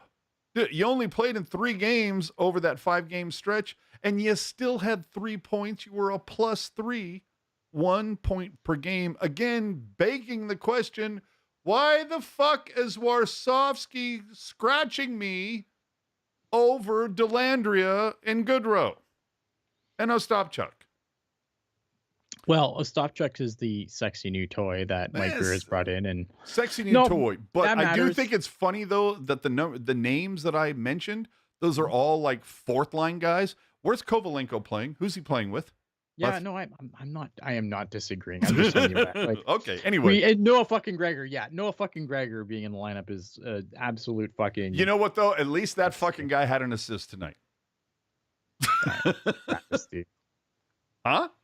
It's still a fucking travesty. Oh, it's a travesty, but it's like over Dellandrea and Goodrow. Like Dellandrea and Goodrow didn't have an assist tonight. At least Gregor did. At least he's putting something on the board that isn't dog shit. Yeah, I'm not as upset with Ty Dellandrea as a lot of other people are. I think he does a lot of good things off the puck defensively. Oh, if you give me that plays the right way shit, I swear to God. No, but I think if you like, I don't know. I think the problem with Ty Dellandrea is again that there's a lot of that guy. There's Grundstrom, there's Goodrow, there's like, you know what I mean? There's a lot of the same guy, and they for some reason they all get to play, and I don't understand that. I would add for stock up. I'm also gonna add. I know there's no wins involved, whatever, but I'm gonna add Grigor Romanov because I think that he for stock up this week. Yeah. All right, I'll take it. I like it. That's off board. Because I think he's. I think he's battled. He doesn't get any goal support. But he's not. But like he's not. There's a couple of goals, but like, go back and watch that Minnesota game and watch fucking Georgiev in net and watch some of those goals that go in. And these 2 players are not the same this week. They are not. Oh, look at what I got. Just showed up out of nowhere. Any more for the stock up this week before we go to stock down? No, I agree with your picks, obviously. Again, I just want to point out that I think Will Smith's been the best shark of all sharks in the second half, and move on. All right, Stocktown. All right. It's an easy target to start with. Georgiev. Yeah, he sucks. But I don't know. You're ready to learn Chinese, buddy. But I don't know if this is just like so categorically funny. The fact that his current goals against right now is 4.03. And it's like, yeah, there's a reason why we call him Forgiev. Yep. His goals against is literally 4.03. Literally 4. Because he allows 4 goals a fucking game. Like this is science. Jesus Christ. Oh, it's so bad at this point. Oh shit. Oh, hold on. I got a direct question in the chat. It says, "Hey, from Joey. AJ, there was a picture recently with Joe Thornton, Patrick Marleau, Will Smith, Macklin Celebrini, Mitch Marner. Should the Sharks go after Marner in free agency?" Oh shit. I'm gonna let Ian do that one. Why not? I mean, they got the cap room. And they need help in the top 6. I think that I don't know. I have such mixed feelings on Mitch Marner. I think that. Hold on. Let me ask you, Ian. Yes. Does Mitch Marner play the right way? Depends on the day. Okay. I like Mitch Marner for the most part. The thing is, I think that if you have a guy that wants to come here and kind of falls into your lap, like if Mitch Marner calls up Mike Greer and says, "Yeah, look, I want to come and sign there and do this or whatever," kind of like what happened with Columbus and Johnny Gaudreau, where he basically said, "Yeah, I want to come." You fucking do it. Yep. I don't care where you think the rebuild's at. You fucking do it. If you have an elite player fall into your lap, you sign him. Period. I worry about how much money he's going to want, knowing that you're going to have to pay other players at some point. And coming out of the Toronto space, where they get glazed for showing up. Yeah, I do worry about how do you future-proof the team? I like Mitch Marner. You want having a guy like Mitch Marner with Macklin Celebrini would be pretty fucking silly. It wouldn't suck, is what we're saying. Yeah, it wouldn't suck. Would I be upset about it? No, probably not. I do worry about the price, even with the cap going up. I do worry about what that number looks like. And what that would do to Celebrini's eventual number and Smith's eventual number. You know what I mean? Yeah. So I got a couple of quick ones in the chat, and I love both of these comments dearly. Andre saying, "Hot take, guys. Gaudreau's on the team because he is the only somewhat decent penalty killer." And I don't agree with that. As in an enforcer. And I don't agree with that. Hold on. Let me get the other shit. Without at least one, quote, tough guy like Gaudreau, our team of teenagers would get murdered. Yeah, I respect what you're saying. He's a middleweight though. He's not. That's what I'm saying. I respect. I'm happy you left your comment in the chat. I'm not here to say, we're never here to go, what the fuck is this guy saying? He's an idiot. I'm not saying that at all. I totally respect your take. And on some part of it, I kind of agree with it. Mm-hmm. But I don't, Gaudreau, I think, was a decent penalty killer. An enforcer, I think he's a guy that, he'll look around and go, "Oh, is it just me? Okay, I guess I'll do it." You know what I mean? Yeah, he's a middleweight, right? He's not scaring anybody. Yes, look at he's not Ryan fucking Reeves. No, and that's exactly it, right? He's not a heavyweight. He's not Ryan Reeves. He's not Matt Rempe. He's a middleweight. He's gonna come out and take care. He's not Tom Wilson, right? Will he drop the gloves? Yeah, he'll drop the gloves, but he's not scaring anybody away from taking liberties. And I don't think that, and I to be completely transparent here, I do not buy into the theory of deterrence because I just don't think it exists. It's a fast game. Things happen. And like a tiger saying, Gaudreau is on the team because of a little known Game 7 clause. Completely agree. Let me get to this one too. This is a great Morocco 323. That's what I don't understand. If you think Kovalenko is worthy to play on the first line, then why the fuck are you scratching him for 6 games? Thank you. I don't. Thank Again, you. right? Like, do I think? And this is where I go back to where I said, right? Like, do I think Ryan Warsofsky has been this flawless coach for the San Jose Sharks? No, God, no. I have questions. Maybe he does hate Russians. Maybe he hates Russians, but I mean, if he hated Russians, Shakir Mukhamadullin was playing forever, and last time I checked, he has a Russian. Well, but that's a pretty shallow pool. You know what I mean? I don't care. Don't care. I'm not hearing it. Who is the UFA out there that seems ideal? Besser? I'd look at Brock Besser. I'd look at everybody at this point. I mean, look at this fucking team. I said this. I don't remember which show I said this on. If I had like a free agent guy, like a guy who's a pending free agent that who knows if he actually gets there, I would love the Sharks to sniff around a guy like Sam Bennett. I do worry. I don't hate that. I still hate what he did to redeem Shimmick, but I don't hate that. I do have concerns like what he might get paid in free agency, but I think the Sharks are in a situation where they're gonna have to pay regardless. This team needs some fucking snarl, but I want snarl that comes with actual ability to play, and Sam Bennett brings that. Yeah. Obviously, there's defensemen where I'd obviously want to look too. But like if I'm talking about the forward group specifically, Sam Bennett's a guy that I would look at if I was Mike. And I'm putting Dave B. Pilot's comment. Goodrow's a terrible PKer, and he's not an enforcer by any means. I completely agree with not an enforcer. Terrible PKer. I don't think he's a terrible PKer when you compare him to the other 19 players that he's with on an average night. Now, if he was on a different team, he's a good PKer in the right situation. San Jose is not the right situation. Exactly. Okay. Yes. Okay. So you said it better than I did, but it's like that right there, Dave. That was one of those, like, you know, the worst person you know made a good point. That was a good one. Oh my God. Like, God damn it. The comments. You guys have had great comments so far tonight.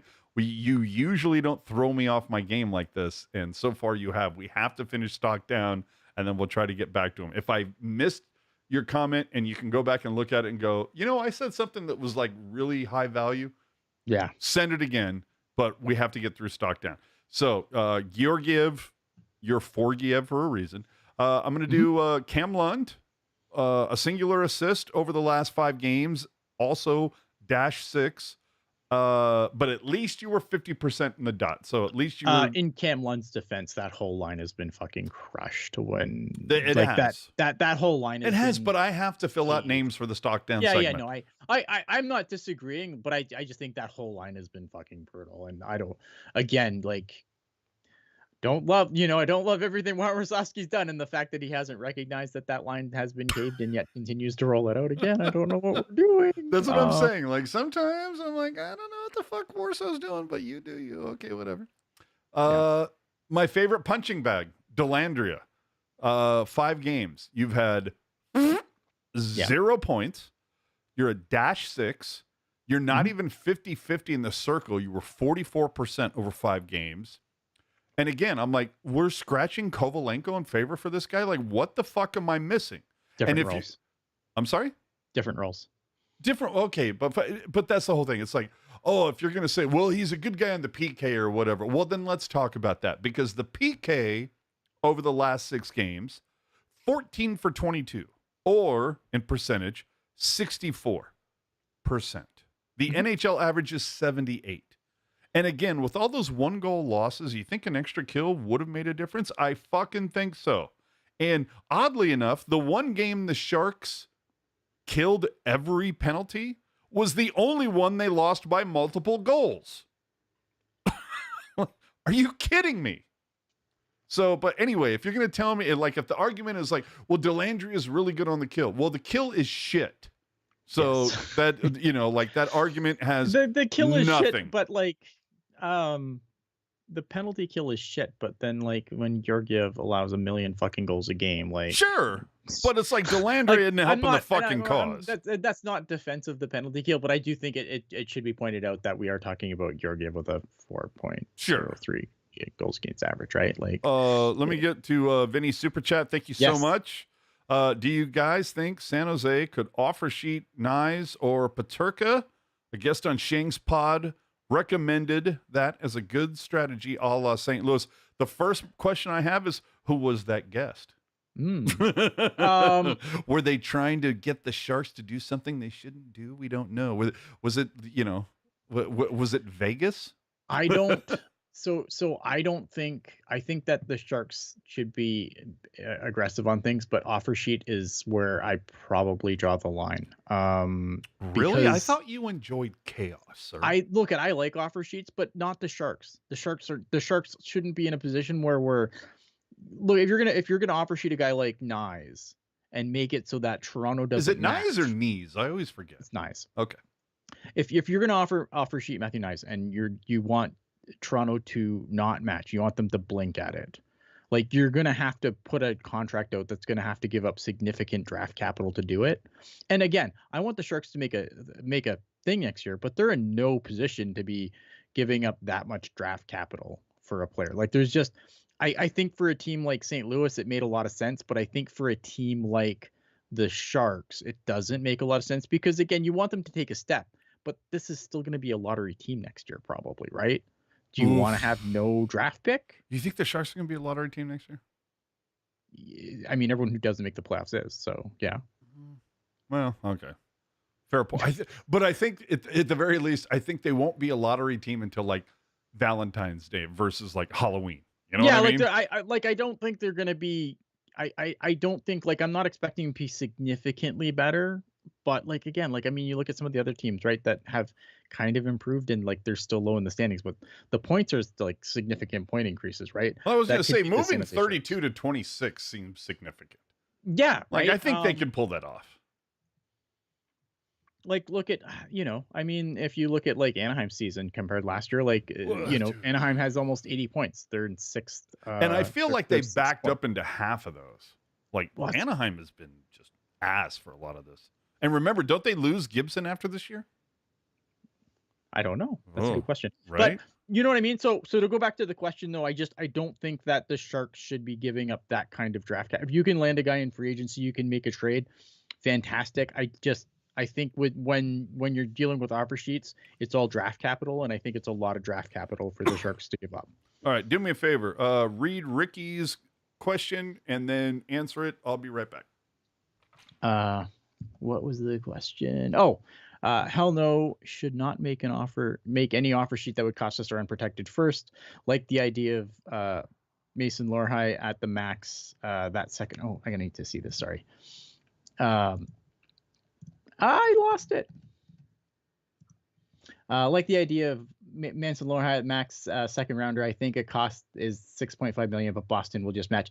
Yeah, again, I just think that if offer sheets doesn't make sense for where the Sharks are at. I think offer sheets are a good tool for a team trying to make a bigger jump into the playoffs, or a team that's trying to be competitive but maybe doesn't have the draft capital, or doesn't have the cupboard because they've mortgaged the future to win now. I don't know. I just think that, ultimately I think it's not the play for the Sharks at this point in time. All right. We have another super chat, so let's hit that. Well, from Kev, worst on the street is that Galaxy Brain Warso is going to put Stonehand's tie on the second unit for the last two games.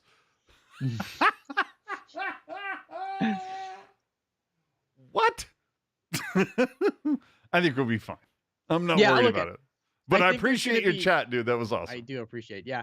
I do think there's going to be offer sheets this season. I just don't think it's the right move for the Sharks for where they're at right now. That's all I'm saying. Completely agree. So we got through all the stock downs, right? Well, Georgiev, Lund, Delandria, the penalty kill, and the power play. Over the last 6, they're 1 for 12 or 8%. And when you realize that they lost 5 of those 6 by 1 goal, power play probably would have made a difference. Anything else to look for during these last 2 games against Vancouver, who are eliminated, and Edmonton, who are at this point, they still have a little bit of a hope in trying to wrestle away home ice away from LA? Mhm. What are you looking for? Are you looking for like Bordelot to have like a couple fuck you games? Are you looking I mean, for? I'd like to see that, right? I would love to see that. I want like I want to see some of I want to see Like that. I want Jack to see guys Thompson to like like step up and be like, yeah, you don't need Ferraro here next year. You like know that's what what I you want mean? to see, right? You want to see guys kind of making kind of, it's going to be really easy for guys to just say fuck it, it's over, whatever. Mm-hmm. But you want to see the guys that are going to be around going forward to have big games. And I've been saying that all year. Like I want to see Thomas Bordelot have just a monster fucking game that says, look it, you need to fucking qualify me this summer. Yep, that's because RFA. I mean, this is a huge couple of games for Bordelot right now, to be honest. Massive.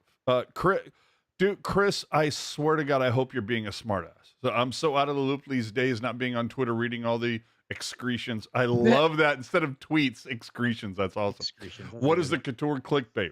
We already covered it, so hit rewind, motherfucker.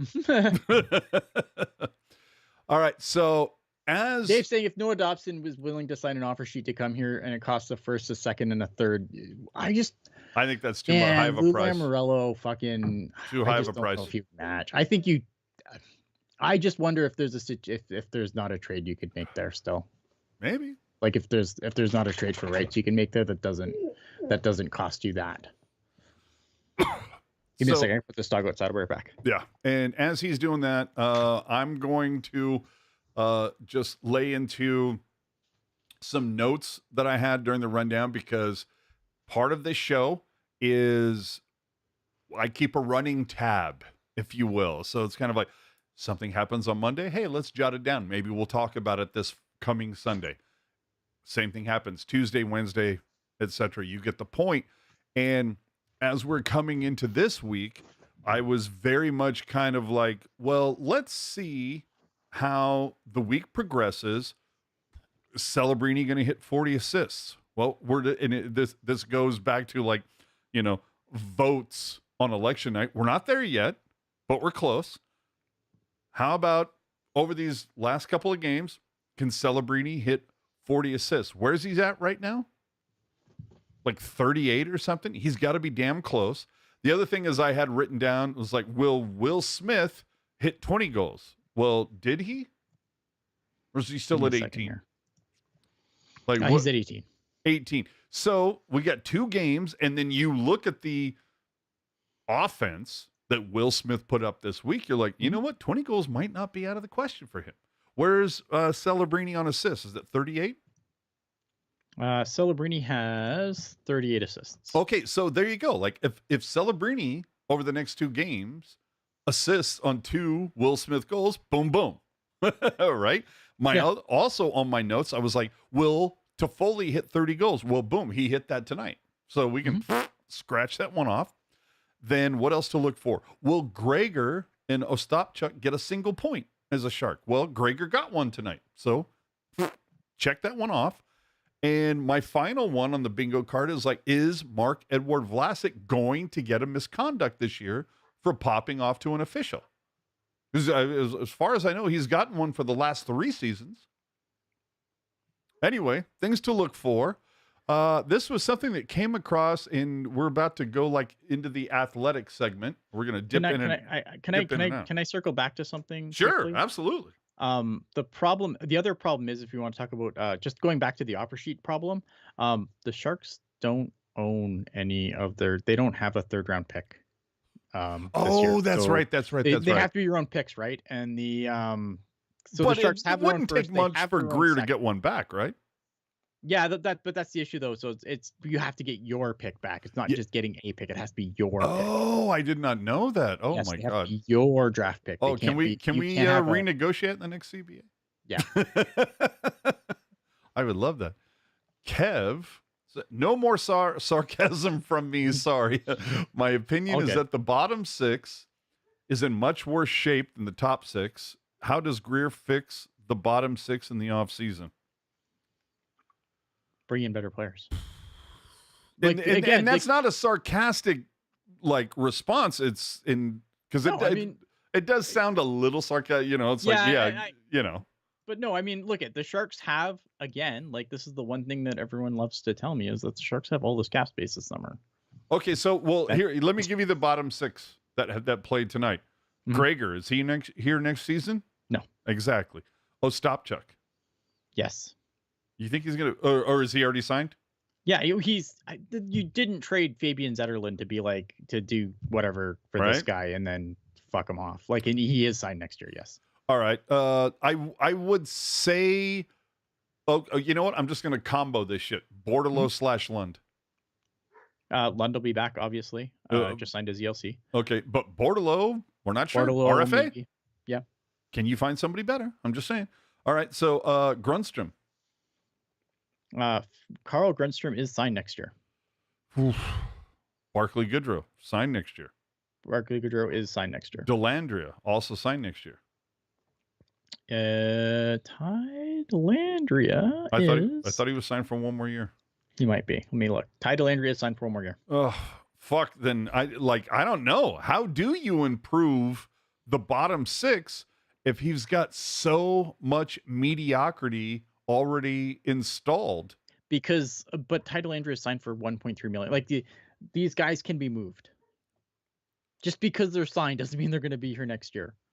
We went into, I get that, but it's just like, I mean, how do you get somebody to pay the money to, like, even if Dellandrea is only making 1.3 million, like, if the guy sucks, I don't want to pay 1.300.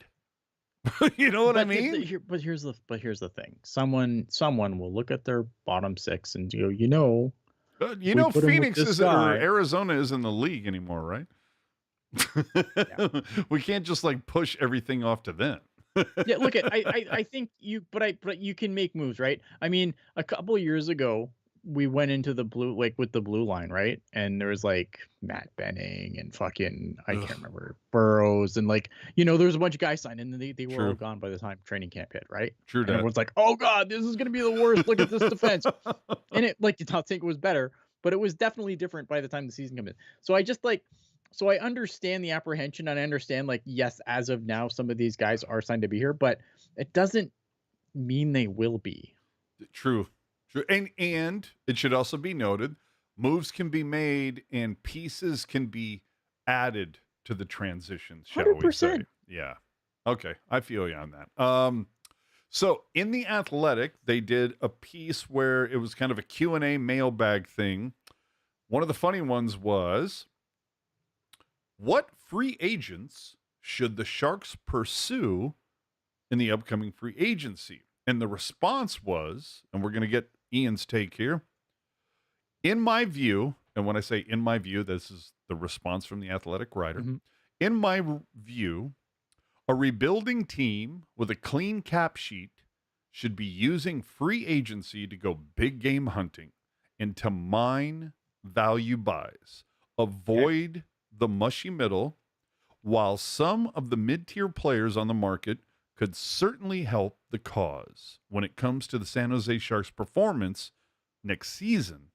They're also likely to get overpaid in a rising cap environment and may ultimately start muddying the team's cap position when it expects to be more competitive down the road. Prioritizing the big picture vision is of the utmost importance in San Jose on July 1st. I'll leave it to you to determine which available free agents in this summer's class will fit into those two buckets. Is there anybody, can you give me like your hat trick of, I remember you saying Ekblad earlier. Is there like a hat, or no, you said Bennett. Sam Bennett. Yeah. Is there like a hat trick of free agents? Like, and when I say free agents, I'm talking about like, we know Sam Bennett. We know Aaron Ekblad. Is there a grouping, a hat trick of players, if you will, that you can sit there and go, okay, everybody knows these guys. If I'm Mike Greer, if I'm Money Mike, if I got those Money Mike moves, here's three guys that I'm targeting to get this team to be on the road to where we want them. Like not a fix it now situation, but that, oh my God, 3 years from now, this is going to be a dynasty for 10 years. Yeah. So I would look at a guy like, again, I like a guy like Sam Bennett because I think he's a guy who's going to bring some snarl, and he's 28 years old, right? And that's if he actually hits free agency, and I do have doubts that he does. Was he willing to do sleepovers with Toffoli? That I don't know. Okay, we'll have to work that into the contract. Right. I think they do have to address their blue line, obviously. Like that has to be done. So it's all that's left. I know. And I don't like, again, I think there's some guys like out there, like, again, if I like Ekblad. Again, only 29. But if they went out there and got like, been there forever. If they got like Bennett, Ekblad, and Marner, does that flip everything? Because to me, I look at it and I just go, I'm like, you understand, you still have the same shit blue line. Like, to me, the big pieces need to happen on the blue line. That's where the change needs to occur. Yeah, but you have to score goals. Scoring goals is still the hardest thing to do. It's still, yeah, but I mean, is the second hardest thing preventing goals? Honestly, yes. I don't know. Like, what about Ehlers? Another guy that comes up. Nick Ehlers, I like Nick Ehlers a lot. Who doesn't? I like Nick Ehlers a lot. I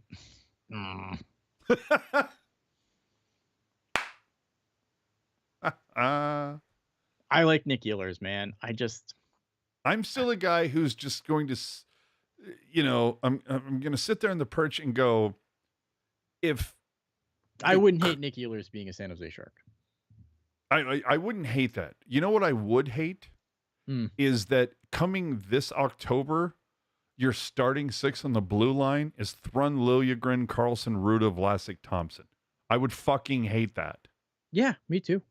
They have to do something on the blue line. The blue line has to be addressed. To me, minimum four of those names, and I will add Ferraro and Mukhamadullin to the list.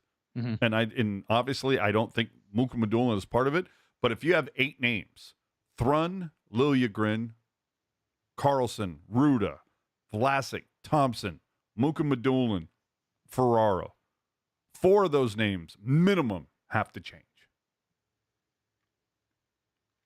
Yeah. So anyway, I think you got to start, but you got to start bringing it. Like, I think, again, if something falls into your lap, I think you pull the trigger, right? Like, would I hate Nick Ehlers comes in? Of course not. No. I love Nick Ehlers. I just looking at things like where I kind of like, again, like, I like Sam Bennett. I think you also have to bring in a goalie next year. But again, you've talked about it before that pool is insanely shallow.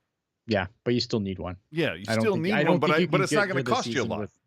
I don't think you can enter the season with Yaroslav Askarov and Georgi Romanov as your no, tandem. Of course not. But my point being is that whoever it is, it's not like it's going to be a fucking bank breaker. No. That's one of the last. Yeah, that's one of the last worries that I have. I still think it's important though, because you do want somebody to be able to.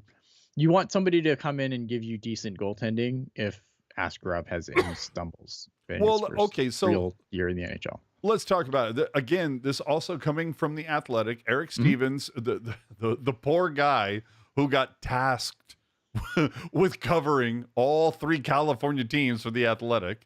So he did a project that said, here is what like next season could look like for the Sharks. And of course, I saw this and I went, if this is next season, I'm like, Jesus Christ, the Sharks are going to fucking challenge for the top pick in the draft again for 3 straight years. So, Eklund, Celebrini, and Smith is your top 3, Again, I kind of like, I would prefer to Toffoli be a little higher up in there because he's found chemistry, but I understand, if we're trying to look at this as like an overall depth chart, but Colin Graff being your second choice on the depth chart on the left side, to me, I look at that as if he's your second option, that's a failure of Mike Greer.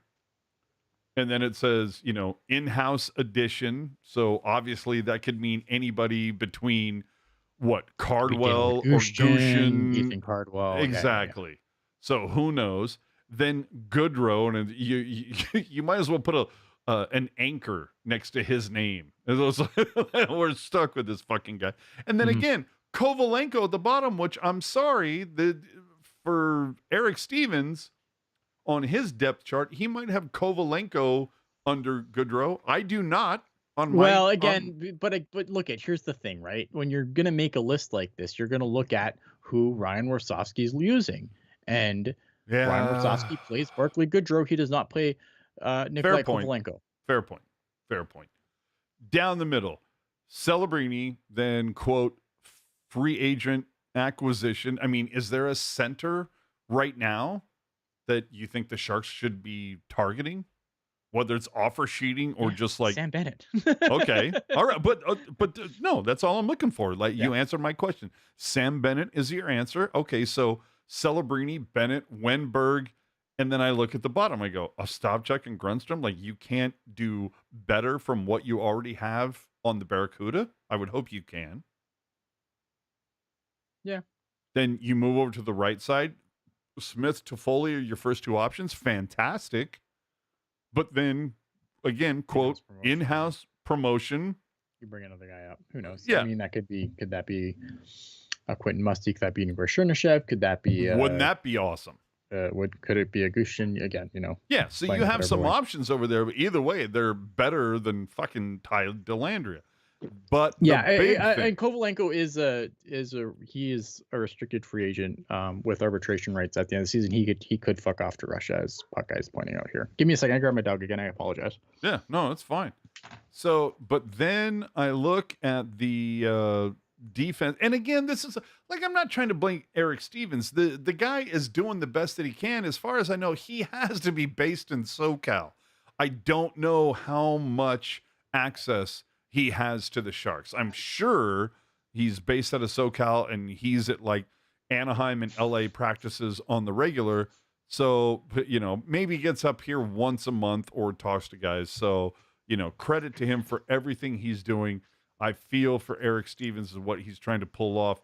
But if you go to the defensive side of it, I look at it and I go, if Mario Ferraro and Mukhamadullin is the top pair this October, that's a fuck. Yeah, I'm like, that is a fireable offense. I'm sorry. Ferraro is not a top pair guy. Love him to death. No one on the blue line is. Yeah. Exactly. Yeah. When you look at this entire fucking list, 1-2 guy in that list. Exactly. So that again, going to my point, there might not even be a 3 in that list if we're being completely honest. No, there is a 3 in there, but that's after Mukhamadullin has like 3 more years in the NHL. You know what I mean? So it's just again, I look at this and I'm like, if this is where we are, God fucking help us on the blue line. It's insane. Yeah. So. All that being said, let's move on to we probably should have. Oh, Jesus Christ! Have we been on for almost 2 hours? We have. Almost. Hey, this is a takeover. We always fucking. It's a we go long on takeovers, and let's be honest, 3 Barracuda games, 4 Sharks games. There were a lot of things that happened this week, so we're gonna get to them all. Stick taps to Winnipeg. Woo! Dude, home of the world's worst Wi-Fi connection, but also home of the President's Trophy for the first time. Yep. Yay! Good on you, Jets. Meanwhile, like we said earlier, also all 4 of the U.S.-based arbitrary 6 teams have missed the playoffs for the first time ever. Yay! Right? I'm sorry. The funniest thing that happened on social media this week was Eddie Lack was pissed. And so, for those of you who are unaware, Budweiser evidently did a promotion where they sent out singular. They didn't even get a full 6-pack, the poor bastards. They got a singular can to every goalie who played in a game against Ovechkin but did not allow a goal. And if you actually look at the label of each one, the numbers are like spelled out where it's like Cujo, 7 saves, Ovechkin, 0 goals. Like there's a whole, it's just so cool. Every label was personally done to that particular goalie. And I want to say it was somewhere in the neighborhood of like 20-ish goalies, like give or take 3 or 4. But the best part was Eddie Lack tweeting out, "This is bullshit. If I knew there was beers involved, I would have tried harder." That's good. I like it. And I'm assuming that was when he was with Vancouver. Yep. But it's see, that's the whole thing. This also Eddie Lack proving my point. Hockey players are so much more fun to talk to and have so much more personality once they're not beholden to their contracts, and they're not the shill for the they don't have to sit there and talk the message and, oh, well, we tried our best. But we're playing the right way. They don't have to give the stupid cliche answers. It's go again, listen to Dan Boyle with Steve Dangle a couple of weeks ago. Oh my God. Those are the guys I want to talk to. So Eddie Lack, we're going to be reaching out to you to have a discussion. I'm just saying, you're the guys I want to talk to. The Canadiens, evidently earlier this week, agreed to terms on a 3-year entry-level deal with Ivan Demidov. Yeah. And Canadian Twitter broke during that time. Yeah. It's fun, were you able to use Twitter during that time? Yeah. I don't know if I tried or not. Yeah, look, it's fun, right? It's exciting. I think it's cool. I always, we always have this conversation about Russians come draft time. It's like, oh, do you take the Russian? Because, and my take is always like, I don't know what's going to happen, like geopolitically. It was Michkov last time, right? Yeah. And it's like, but I never worry about them coming because they always come. Phrasing, my friend. Phrasing, yes. I'm not worried about them coming to play in North America because they always come to play in North America. Like there's always this big, oh, you don't know if they're going to come or not, and they always do. Phrasing, but I can't. No, I'm just going to keep it going. I can't stop now. Like it's funny, but you never know what's going to happen geopolitically, and that's obviously a concern. But yeah, man, like it's just another example of. Like, I'm tired of like, oh, that guy's not going to come. He's just going to stay in Russia forever. No, they always come play in the NHL. It happens every time. You know who's not going to come play for your team? Fucking paid. You know who's not going to come play for your team? U.S. fucking college kids. Those are the ones you have to worry about. But we don't give them any bullshit. But like, if you want to go back, wait a minute, hold on. Are you literally trying to tell me that kids in U.S. colleges don't come? They don't come. They never come. All right, fine. On Tuesday, we saw some history, man. Yes. It was 5-2 Dallas. Dallas was in the driver's seat. Now, let me ask you a question.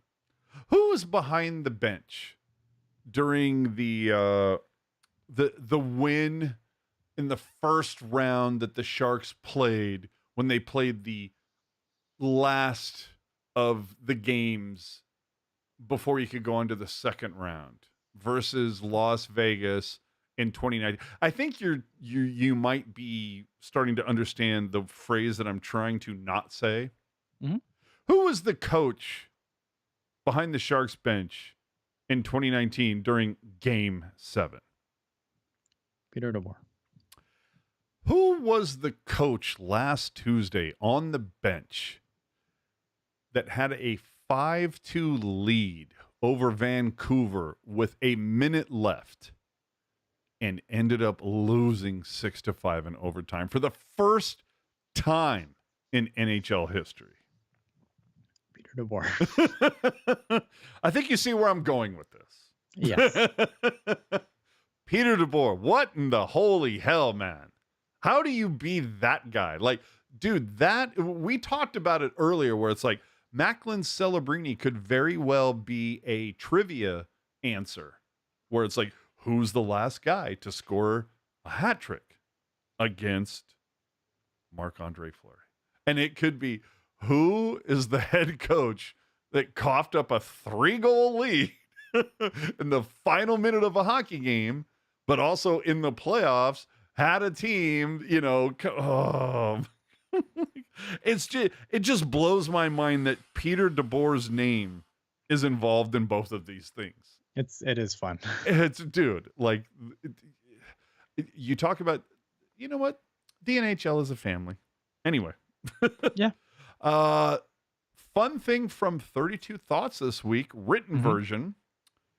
And I got to tell you, this baked my noodle a little bit based on all the hyperbole and speculation and screaming about it. Oh my God, 32 Thoughts said, with the decentralized draft looking more and more like a one-year wonder. Whoa. There was all everyone this. hates it. Everyone hates it but the GMs. No, this is the thing, right? Like, the GMs love it, but everyone else hates it. The media hates it, fans hate it.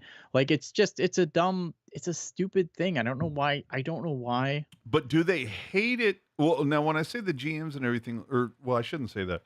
The reason why anybody hates it are the people that have to be involved in it and then, like, immediately, like a day later, fly somewhere else to be involved in a draft. And free agency, and then free agency, like right after. Yeah, it sucks for GMs. Like, but who gives a shit? Like, you're a fucking NHL GM. You're making like 7 figures. Like, shut the fuck up. I'm sorry you have to get on a plane and do your job. Like, fuck off. No, but my point being is that if it's such a small contingent, just these people with a certain job title that they don't like it or whatever, there was somebody else, I think, that like had a great idea that said, hey, what if we make this whole thing like just like a week-long party where it's like, we're going to have the countdown for who gets the number 1 pick. Then we're actually going to have the draft. And then a day later or whatever, we're actually going to do free agent frenzy. We're all still going to be in this centralized location for like a 5 or 6. So that way we're not flying all over the place. Bing, bang, boom. We're just all going to have a party in whatever designated city each year. What do you think? I like it. Like it says right here, after the Sphere draft last year, Toronto was the one team that stayed in Vegas for free agency. So it's not a huge leap. Like, you can just fucking, like, let's just make that whole thing, put it all together where it's like, okay, we have the awards one night, we've got this one night, then we've got the draft, and then we've got, you know what I mean? Like, make it a fucking party. Make it like the All-Star game or whatever, where you make it so every year some city gets to host the whole fucking thing. Yeah, no, I agree, man. Like, I think I'm glad that this seems to be like it's going to be a one-off, because again, I think the draft is cool, and I think the way that the NHL does it is cool, and I don't think that we should be super. I don't know. I don't like that they're doing it this way this year. It seems dumb. Like, we'll see how it actually goes. Exactly. We're gonna see how it works out, but I think, to your point, it's gonna be dumb. It's gonna be dumb. What are we gonna do? We're gonna interview guys on fucking Skype. I guess Skype won't be a thing by then, but you're right. Everything, dude. Zoom stock is about to go up, man. Go buy. Up, yeah. Chicago had problems.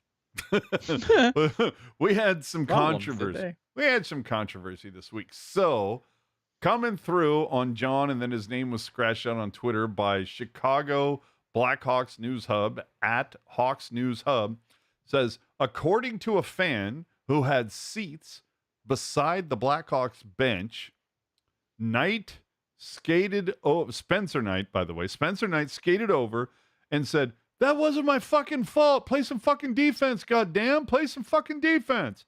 So either way, Spencer Knight thought that the guys in front of him were not playing defense, and he knows profanities. That's what we've learned. Yeah, look at it. I'm glad. Look at it. Spencer Knight can be a fiery fucking guy. Fiery than you know, Bennington? We don't know. Sometimes, yeah. Maybe not more fiery than Bennington. Bennington's a straight up psycho. He's like he is Ron Hextall 2.0. Hell yeah. But he can be a fiery guy. And look, I think that Chicago's what passes for defense there sometimes is what passes for defense in San Jose, and it's not good. And sometimes if you're a goalie, you should be able to say, yeah, like, not my fucking fault. Wouldn't it be funny if Georgiev came over and just like, yep, that was all me, boys. You guys did everything right. I fucked up. What is happening in the chat here? I don't know. Did I miss something? The chat is just it's taken a turn. What am I missing? No, look at, okay. There's a talk. Look at, it is easy to, I think that because they're talking about like the Washington Capitals, and obviously they weren't expected to be good this year, and look where they are based on the moves they did last year. But these are teams in completely different places. Well, but that's the other thing, is that happens every season. Yeah. I mean, look at Nashville. They made huge money moves that proved to be like the worst things they could have ever possibly They still had no done. center depth. They had no center depth. Yeah. That's their problem. Nashville's But problem is still, no you go back to the people that were talking, before the puck dropped in the very first game. And it was like, oh, Nashville, they're going to be the ones that... And then, what had happened was not that.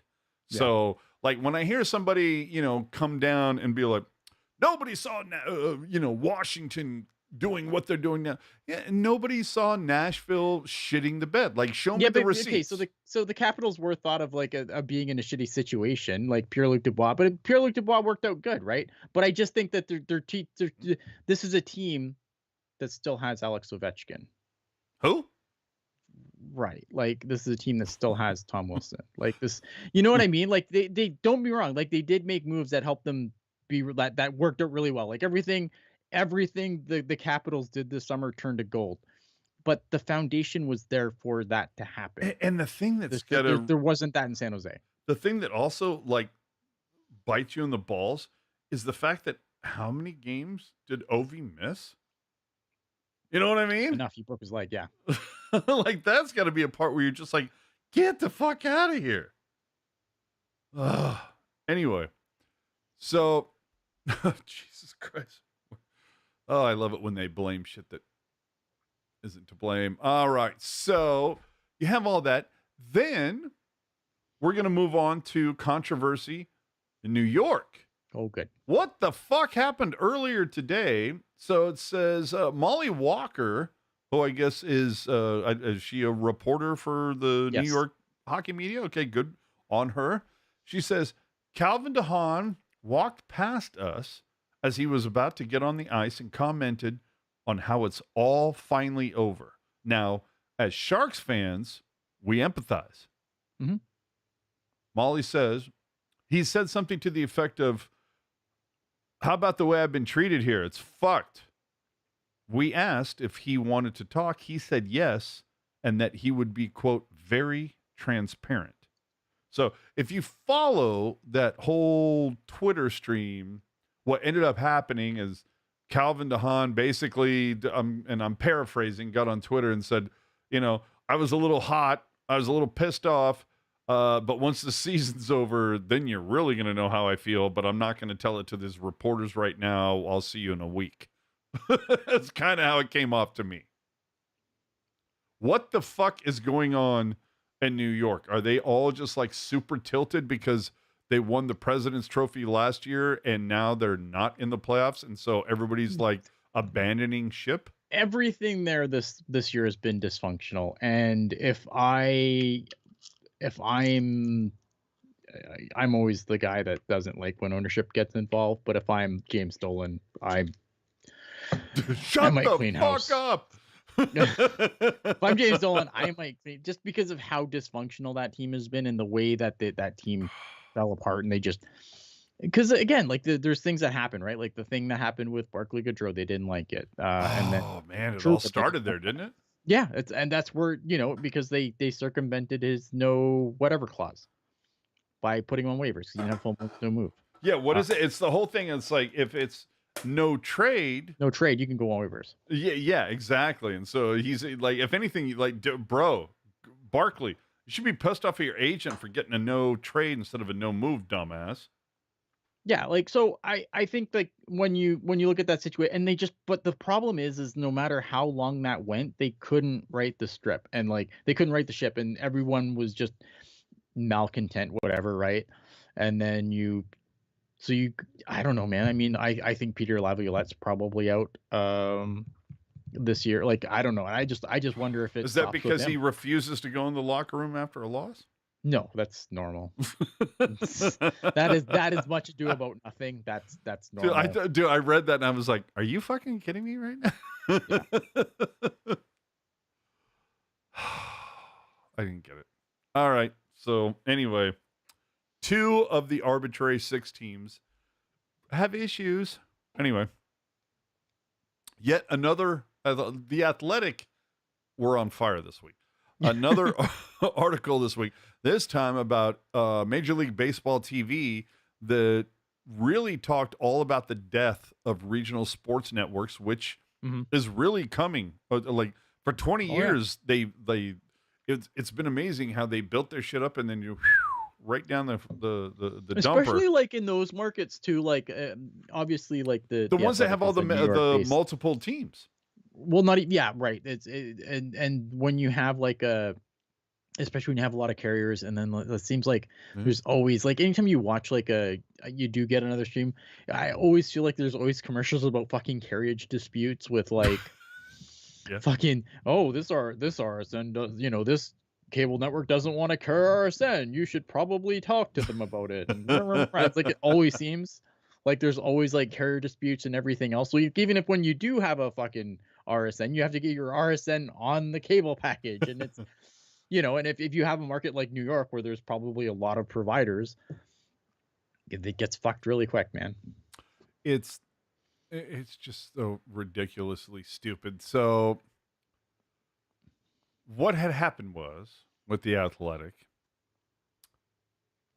it was talks of the death of regional sports networks. I'm not saying it's going to happen next season.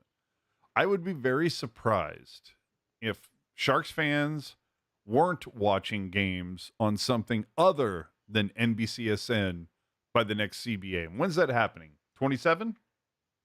Yes. Okay. No, they're going to start negotiating that sometime soon. I think they have one more. Yeah, this is the last year of the current CBA. Yes. Yeah. The coming season will be the last season of the current CBA. Yeah, real fucking close. And so, rightly or wrongly, it's going to give the teams the power to negotiate their own deals. But on one hand, I'm very kind of like, yes, teams, whether it's like under a league umbrella, or the teams should get together in some way, shape, or form and say, hey, we're all going to produce our own productions. We're all going to have it, and then we're going to sell it to the highest bidder, whether it's a local independent station or whatever. Either way, we're going to make it. They have to dance that line where it's, we have to make money, but we also have to make it accessible. I look forward to seeing how that all is going to play out. But the thing that also sticks, that like scratches under my neck is, if the team is doing that, that means they're also controlling the messaging. They're the ones that that are employing the guys that are telling you how great the Sharks are. But and I shouldn't say that. They already do. I don't. Well, yeah, but I don't. Well, yeah, I would disagree in just that. Hoshida and Ramey, well, see, and you can't see Ramey because Ramey's playing both ends. Ramey's getting, as far as I know, he gets paid by Sharks Audio Network and he gets paid by NBC. Unless he's, in the goodness of his heart, is doing one of those gigs for free. I wouldn't. But, if he's getting paid by both sides, I can understand why somebody on the outside would look at that and go, how much can you trust in Ramey's take? He's literally being paid by two different sides. That I get. Hoshida, he's not getting paid by the Sharks. So if he wants to dump on them, he should have the ability to do so, just like Mark Smith not getting paid by the Sharks. Anybody else who comes in and sidles up next to Al, they should be able to say whatever they want in all honesty and not be worried about seeing a pink slip on their desk when they finish the broadcast. When it comes to this whole thing of like, oh, every team is going to put their broadcast and production together, it does raise that flag of how much can we trust this production into telling us the truth if it's being produced by them. It's going to be a slippery slope, and again, this isn't for the Sharks. This is for the Giants, the Warriors. This is for MLB, NHL, NBA, WNBA, all the leagues. If the team is producing the cast, how much can we actually trust the message that they're sending? You can't. Exactly. I don't take anything at face like that. And look at this is why alternative media has exploded. That's why podcasts are big. That's why, you know what I mean? Like that's why. I completely agree with you. So I'm dying to see how this is all going to sort itself out. But I will say, like, you know, I love Ted Ramey. Loves me some T Rame. Nobody loves T Rame more than I. Great guy. He's been on the show I don't know how many times. But it does raise the flag, and I'm not the only one who like wonders. It's like, well, and I would never question his integrity. He's the shit. Yeah. But for people who aren't familiar with him, you have to look at it and it's like, well, he's getting paid by both NBC and the Sharks. How is his job not to pump the tires? Yeah. Anyway, so we had that. Another article from The Athletic that was run this week that was, how do you fix an NHL arena when the fans don't cheer? And sell tickets to fans instead of corporations. Yes. Or win games. I don't know. But from the article, it said, it was a small moment in the Toronto Maple Leaf season, late January footnote that most of the NHL hardly noticed, but when the team captain remarked on how he was disappointed in the home crowd for showing so little enthusiasm for an early game fight, it set off plenty of commentary in the center of the hockey universe about the Leafs fan base, or to be more specific, the lack of so in the seats. Quote, I would have liked a little more energy from the crowd after that fight, said Austin Matthews, following a 5-1 loss. Quote, I thought it was a little quiet tonight, especially after two guys go at it. The fucking Toronto Maple Leafs arena is they call it the library for a reason. Like, again, if you want fans, you have to have fans in the seat. But unfortunately, in a city like Toronto, you don't get that. You get corporate seats that fill up most of the arena. And it's like, you know, so they're like perks and whatever, right? And they know 3 names. Marner, Matthews, and Tavares. Yeah, and you don't have enough like actual fans in the seats. Like the Toronto Maple Leaf fans are great. They're plentiful. They're a lot, but they can't afford to go to games. They can't be in the arena. That's why when they played the Ottawa Senators, and if that's the playoff series, like I feel bad for Ottawa because those are going to be 7 fucking road games for them. Oh, big time. So, but the things that I have to say was like, first off, wait a minute. Austin, you're bummed because the fans weren't loud enough when you were getting carved by the fucking Blue Jackets? Like, well, okay. Yeah. You know, it's like, hey, maybe you play better and maybe the fans will be louder. But the other thing is, you know, to your point, the article answered its own question. It's like more and more tickets are bought by companies as corporate perks to the point that sitting in the lower bowl often doubles as attending a business meeting.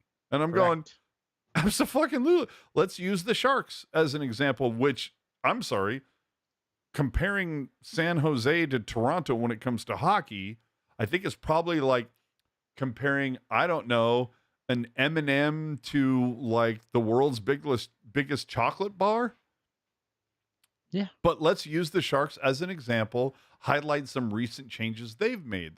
They ripped out some of the most affordable seats in the nosebleed area so they could Yep. install a penthouse lounge that caters to the elite.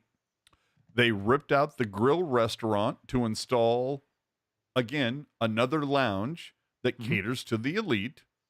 But to the Sharks' credit, they've done things like the breakaway pass where you can like pick up tickets for every home game for a single month that they play at an incredibly affordable price, where it's like you'll get tickets to, like, they'll play. But if you're a fan, can you get a lower bowl seat in SAP Center on any given night? Well, I don't know.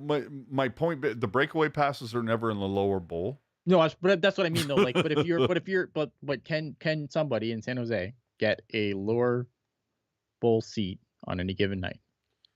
I mean, if you go to like a third party, you know what I mean? Sure. Who's just trying to make their money back? I don't know. You know, sure. But that's what I mean though, right? Like, and I'm right there with you. The point is the elite crowd is there to be seen and or they're to schmooze and blah, blah. And I'd bet money that none of them know fuck all about hockey. They wouldn't be able to name 3 names that are actually on the ice. It's all a backdrop. So, but then on the other hand, the article did also come off a little bit like, you've created this monster and now you're mad that it bit you.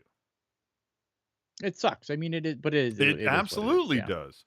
Yeah, but it's like, sucks, we're upset that, that the fans aren't into the game and loud enough. Well, it's like, I think the question that you need to ask is, the people that are in the seats, are they actually fans? Or that's it. Or is it just people that have the money to be there, and the reason why they're there is to prove that they have the money to be there. It has nothing to do with them being a fan. Yeah. So, anyway, finally, before we move on to the Barracuda, this is really fun. This happened earlier today in Sacramento, and this was, I think, the definitive answer to anybody who ever says, "Hey, how come the Sharks or most teams, how come they don't do the air shark anymore, where like they'd have the little blimp that would fly around the arena and like give out shit?" Here you go. This is literally the reason why they do it.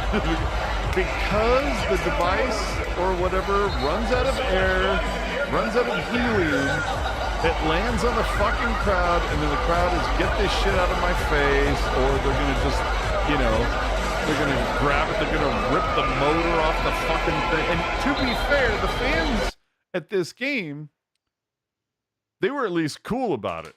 Like, that happened. That's in Philly, man. That thing's dead. Yeah, I was gonna say that thing would, as soon as somebody got one hand on it. In Philadelphia, Montreal, that thing is dead. Yeah. So, but that's, and let's be honest. Let's say that thing lost all absolute pressure. The motor that keeps that thing in the air, that's going to weigh 40, 50 pounds. If that fucking comes down on somebody with like next to no resistance, you think a team wants to deal, with the insurance so the point being, that's why. And let's see if the Sacramento Kings do that again next year. Anyway, let's move on to that other fun team who finished their penultimate week. Yeah, let's roll. Ooh, Barracuda.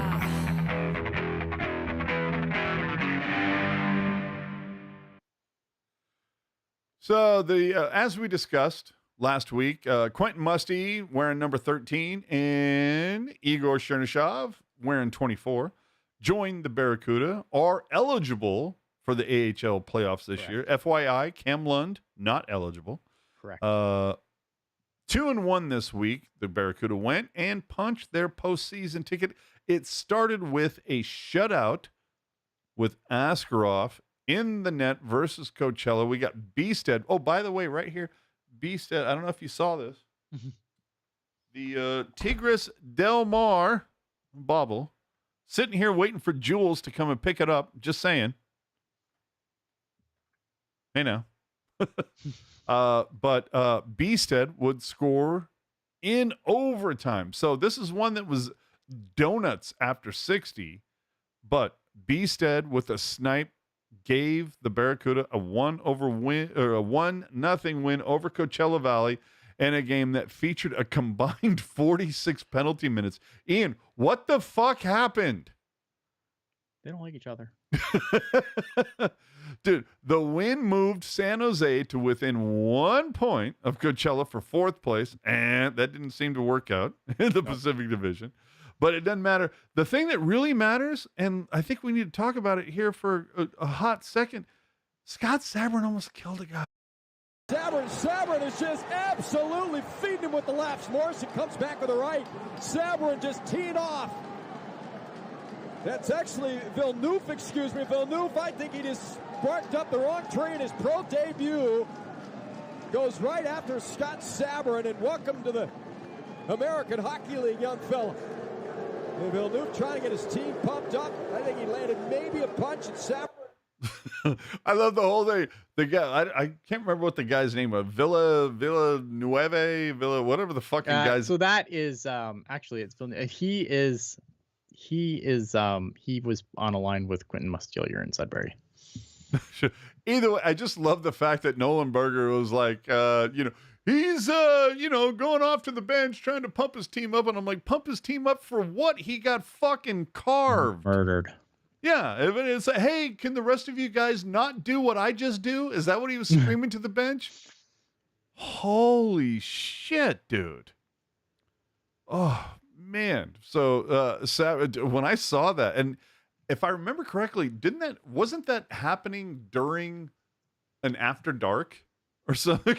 I think it was. This is what we were doing, yeah. It was the Wednesday game because the Sharks are playing Minnesota. I think I remember comments, so it's like, so the Sharks and the Minnesota Wild, blah, blah, and also, dude, Sabourin, I think, might have just killed somebody. Yeah. That was incredible. Following that, the Barracuda had a pair this weekend at Tech CU, their final home stand. Yeah. Both games against Ontario. They split it. 4-1 win on Friday, 4-0 loss on Saturday.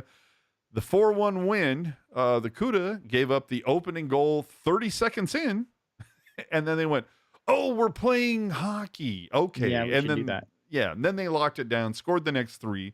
Gushin with 2 points, a shit ton of roughing and fighting in this one. But Gushin, first star. Carriere, second star, stopping 30-31. Regenda scoring 2 power play goals, including the game winner and the coffin nail with 3 minutes left. So you're like, all right, hey, back-to-back wins, and let's finish off Fan Appreciation Night correctly. And nobody else felt that way except for, I guess, the mascot Frenzy, because the Cuda went out there last night. I was there for both, and holy shit, a less than impressive debut for Quentin Musty. And I'm going to be the one who tells you, I was at the game last night, both nights. I watched Quentin Musty. There were more than a few times where the Barracuda were in the defensive zone, and I'm staring at Musty, and Musty had this look on his face like he was already like in the neutral, like he was trying to break out, despite the fact that the Cuda didn't even have possession of the puck yet. And it's like you might have just had a great time in the O, but in the A and in the N, we play defense here. You're going to have to learn that.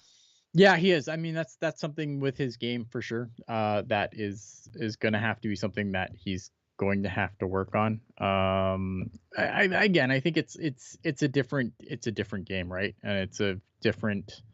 You're trying to change systems, obviously. Coming in and playing your first AHL game after a long season in the OHL, it's an adjustment.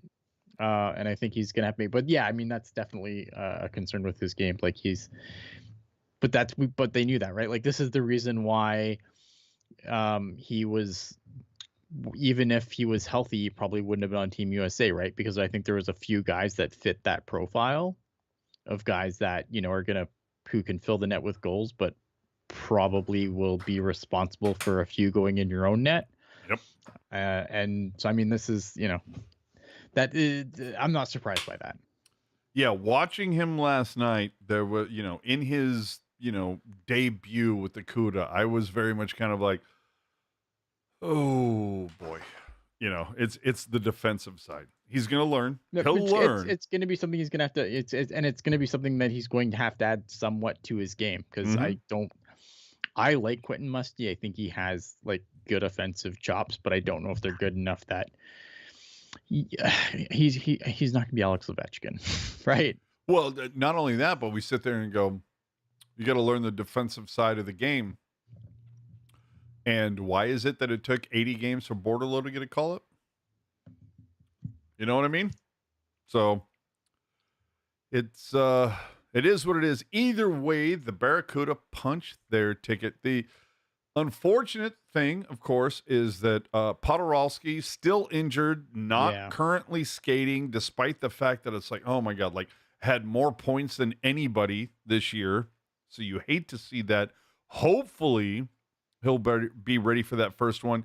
And as Nolan Berger talked about during tonight's Sharks broadcast, at this point, do we know what is happening with are the Sharks? Because it said like distance traveled. Once it's over like 350 miles, it's all games away. But if it's within 350, it's like 1-1-1. Yeah. So because so here's the issue with it depends on distance traveled. And the San Jose Barracuda, they fell. Actually, the Wranglers have moved ahead of them now, so I think it's less than ideal. So they're now. How far ahead of the Wranglers? Is it enough that the Barracuda can overcome it next weekend? Yeah, they're tied, but so next weekend the Calgary is huge. Wranglers have more regulation wins, so they need to get like if the Wranglers get another regulation win, there's no way that the Barracuda can catch them. Do the Wranglers play midweek then? I don't think so. I was going to say, both teams are they just playing the next two they're games playing in next Calgary? 2 games against each other, but they have to win both games. And Calgary does. The San Jose Barracuda do. Oh, to do what? Well, if they split it, then the Calgary Wranglers, if they both win a game, the Calgary Wranglers have more regulation wins. And what does that mean then for the playoffs? That means they have the first tiebreaker, which means that they would play Coachella and the Barracuda would have to play the Ontario Reign. Ooh, and I would much rather play weekend.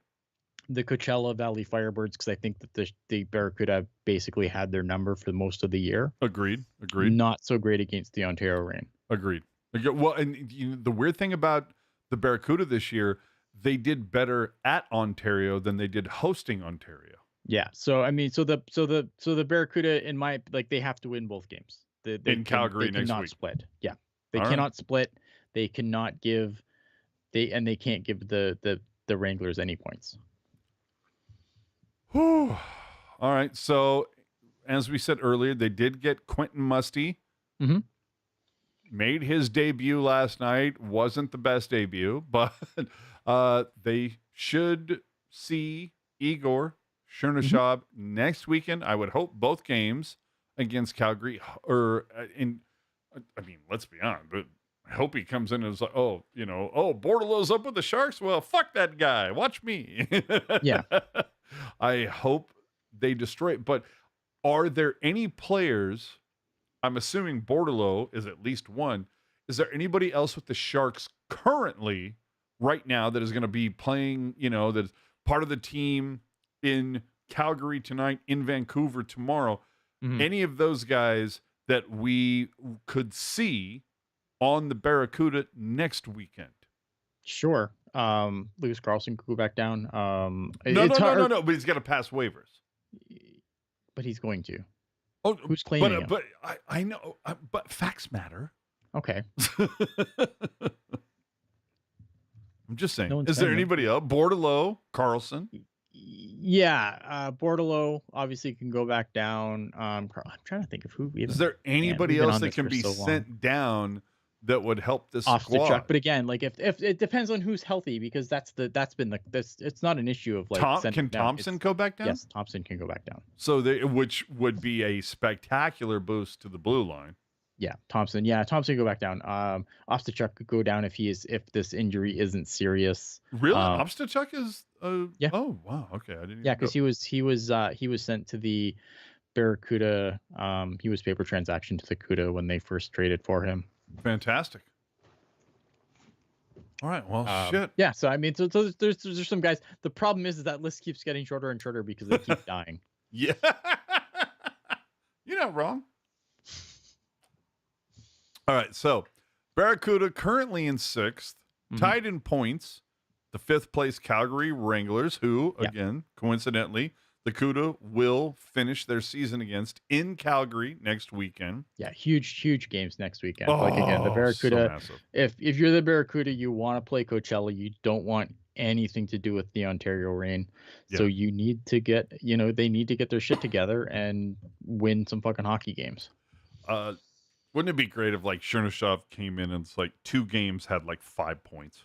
Yeah, that's what you want, man. You want to see these guys come in and add some juice to the lineup and get some, show that they should be in the lineup going forward, because it's harder. These guys that come in at the end of the season, right? It's hard for them to stick in the lineup because you don't want to fuck over the guys that got you there.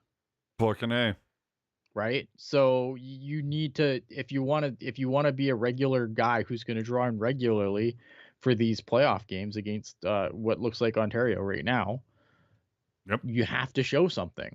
So yeah, I want to see them both go the fuck off. I'm also going to say I went to both games, Friday and Saturday night. So like Friday night, Saturday night, the night to go out. I went to both Barracuda games, and I think the Cuda reported both as being sold out and everything. I was at both games. I saw, unfortunately, like some stretches of some seats that nobody was sitting in, and you could tell nobody had sat in them the whole time. That's too many empty seats. Like, come on. Like, we haven't seen playoff hockey in San Jose in a long time. Yeah. The Barracuda have their own fucking barn now. Let's light it up, people. Like, I'm not being paid to hold up this franchise. But going to Texas U is a shit ton of fun. I was super bummed to see that many empty seats on Fan Appreciation Night. And these are games that mean shit. So yeah, if the playoffs, the thing that frustrates me is like, but they were still good crowds, right? And they were good crowds. They were absolutely good and loud crowds. There could have been some more people. Yeah. The problem that it bugs me though, because like, I mean, obviously Friday was a good crowd and they did take care of business, but I find like any time that they're in a situation where like they're on TV or they have a good crowd, it's like more often than not, the Barracuda have not given people a reason to come back. Well, see, and I felt like they did. Like I was there Friday night. Yeah, Friday night they did for sure. Friday night they did for sure. Really fucking fun game. And you even, it was a fucking giveaway night. They were Tigres Del Mar. They had these cool Beasthead bobbleheads that were, dressed up in the Tigres Del Mar thing. Then over my shoulder over here, you can see the beach towel, Decade and Teals, gorgeous towel everybody got coming through the door. They had the team photo and everything like that. Now, chances of Musty and Chernyshov being in the team photo, very little. But either way, it was just kind of like, if you're into hockey, why the fuck aren't you here? Like, this is the first sniff of playoff hockey in San Jose in 5-6 years. Let's get there. Let's make the Reef loud as shit. Yep. I agree, man. And so, like, I'm really hoping the Barracuda find themselves in a 1-1-1 situation and not a situation where it's got to be 0-3, where they got to play all 3 games away and, and hopefully get through it. And then they can have some home games. So, yeah. Anyway, that's, and then Sharks Lash, I saw her at both games this weekend. Sharks Lash saying, you couldn't find tickets for sale for yesterday's game, yet so many people didn't show up. That was strange. No tickets available. Where was everyone? Absolutely. Yeah, sucks. And that's one of the ones, man, I really fucking hate it where it's that's one of the things where it's whether it's Pashelka or Shing or whoever, they go, oh, tonight's game is reported as a sellout. And if they fill in the context and they say tonight's game, the home team reported that every ticket sold, that's different than saying tonight's game, a sellout. Well, like you need to put some context on that. And so that was the thing that kind of bummed me out because I was like fucking jacked. Oh my God, everybody and their mother is going to be at the Barracuda game tonight. I can't wait to be here for this super loud game. And then on the other side, I could, see a couple strips of rows where it's like, where the fuck are you people, man? This is huge. Like the Barracuda are on the brink going to the playoffs, They are going. I mean, they're in. They're going to the playoffs. Yeah, they're going to the playoffs. But it's like, when was the last time a hockey team in San Jose, a professional hockey team in San Jose, went to the playoffs? It's been a while. 2019. Both of them. How the fuck are we not more juiced about this? For both of them, right? So, anyway, all right. Let me hit a couple things in the chat here quick, and then we'll get the fuck out of here. Sure. Nick Mellon asking, what are both of your thoughts on using the number one overall pick on a guy who's played 19 games this year? Obviously referring to Matthew Schaefer. I don't have an issue with it because how many games had Celebrini played? Well, more than that, but like here's the thing, right? And here's why I don't have an issue with it. Is like, well, it's not ideal for him not to play, to play so few games in his draft year. Who made this one? Nick Mellon. The thing is though, is thankfully he's played games before this year. You don't just start playing hockey in your draft year. So you go back and you look at what he did last year as a really young player playing, I think 16-year-old, 17-year-old, whatever, is playing on playing defense on an Erie team, and the situations that he was put in and trusted with on that Erie team. It makes me feel completely fine that he's going to be good. And the injury this year is obviously concerning, but he's 18 years old. He's going to heal and bounce back because that's what young people do. All right. I see somebody. Go ahead. And then one more thing, again, is I was asking, can guys under 20 play in the AHL if they're as long as they're junior, if they are from junior hockey and their junior season is over, they can play in the American Hockey League. And actually, you can play in the American Hockey League as young as 18. It's a beautiful thing. It's just the CHL agreement stops CHL players specifically from playing in it. Yeah. AL Cool says AJ is drunk. Fuck you, I'm not. I've had 2 beers, but I'm not drunk. But good for you. All right, let's get the hell out of here. Yeah. So I had a really good fucking time tonight. Like there was so much. I thought coming into tonight. Oh, I mean, you got playoffs. You had 3 Barracuda games. You had 4 San Jose Sharks games. We have 2 games tomorrow. Well, not 2 games tomorrow, but 2 games to finish out the week. Vancouver tomorrow. Edmonton, and oh my God, the schedulers. Oh man, do you want to just poke them with a stick? Yeah. Playing Edmonton 3 times in like 3 weeks? Are you serious? Silliest.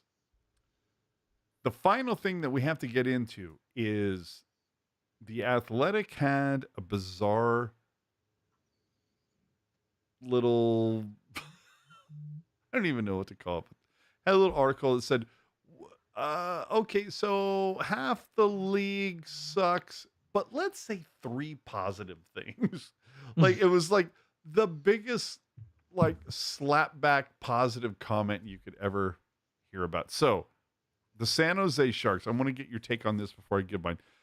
They said, we're going to give the negative and then we're going to give 3 positives. So the negative, the Sharks, you're going to finish dead last for the 2nd year in a row. Is that bad? It seems bad.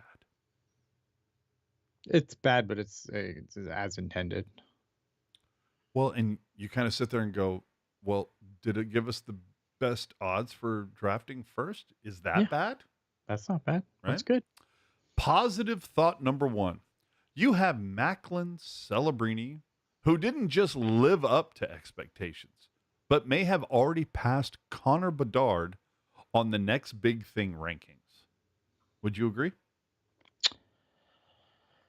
Oh man, I mean, you're talking about a Chicago team that has their goalie yelling at the bench. I know. I get real apprehensive when it comes to Connor Bedard because I think people are writing his obituary way too fucking soon. Oh, sure. So I just instinctively, I'm just like, oh, are we doing this? But we can't deny that there's not controversy in Chicago. No, for sure there is. I just, again, when it comes to they're very different players. All right. But I'm very happy we have Macklin Celebrini. Okay. I'll settle this right now. Given the option right now, who do you want to, who are you going to take? You only get Bedard or Celebrini to choose. I take Celebrini. There you go. Positive. Because go ahead. Here's the thing, right? Because it's like, it goes back to the thing, like, you take Crosby or Ovechkin? I take Crosby. Yeah, best all-around player. Best all-around player. Yeah. Right? Like, yes, Alex Ovechkin is the reigning goal-scoring record holder. Who between Crosby and Ovechkin, who has more cups? Crosby. Thank you. Positive thought number 2. You've got lots of young, great players, both in the lineup and on the way. And unlike a lot of rebuilding teams, we won't mention Buffalo, that talent is spread out through every position, including goaltending. Mix in extra first-round picks in each of the next 2 drafts. No team has a brighter future. Would you agree? No, I am not enamored with the Sharks' defense pool. I would agree. I mean, but it's good, right? Like, I do think they have a good prospect pool, as they should. Having Askarov, massive, and I huge. Want to say that maybe that, for whatever reason, tends to bump up their overall prospect ranking because of Askarov. And I think, their forwards, I mean, obviously, if Chernyshov does half of what he's done in the A and the N versus what he's done getting there, holy fuck, is that going to be, I'm not going to say it's like another, like Pavelski 2.0, like finding this incredible diamond in the rough, because Chernyshov was only taken, in the second round? First pick of the second round. He should have been a first rounder. See, there you go. So it's like not that different, but still, like, holy crap. And then you add on that the fact that taking Dickinson over Bulliam, like, there was a lot of contentious back and forth between, like, the Sharks should have taken Zayev. Yeah, you know what, and maybe they should have, but but we'll find out in 10 years, right? We'll find out. I mean, Bulliam signed with the Wild. I think he's going to get some games in their last couple of games, which will be interesting to see, given they're fighting right now. Yep. For plus, so it'll be interesting to see what they do with Bulliam. I like Bulliam a lot. I also like Sam Dickinson. I think a lot of people try to make it a zero-sum game, and it isn't. They could both be really successful NHLers. I don't think it's not like one of them, only one can make it. Did they make the right choice? No, they're probably both going to make it, and they're both going to be fine. You know what? It's so funny. You just went full Canadian on that. It reminded me of I think there was like some show in the US or somewhere that said, like, who wore it better? Like, that was the name of it. It was like, there was 2 dresses. Who wore it better or whatever? And it was like, the Canadian version of this was, they both look nice. Yeah. So we're going to see how that works. This week, the Sharks finish their the final week of this mercifully ending 24-25 season. Both games, again, tomorrow in Vancouver against the Canucks, who have been eliminated, so don't need to worry about them. And then they're going to play their final home game, SAP Center, the Tank versus Edmonton. Again, Christ almighty, 3 times in like 2.5 weeks. Ridiculous. I'm just going to assume that locker cleanout day is on Friday for all the autograph hunters. So do with that information what you will. So coming up, the Canucks tomorrow, 4th in the division, already eliminated. A very pedestrian 16, 15, and 8 at home. Mm-hmm. That said, they've won 2 of their last 3 and 3 of their last 5. Do you think that this is going to be the singular win in April that the Sharks get, or are they going to go 0 for April? I don't know. I mean, because you got to think that Georgiev's going to go tomorrow. So you already got to spot Vancouver 4 goals.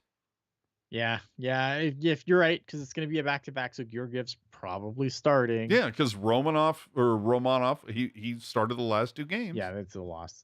It's a loss. There you go. But It's will it be by 1 goal? No, it'll be by 5 or 6. Oh, shit. There you go.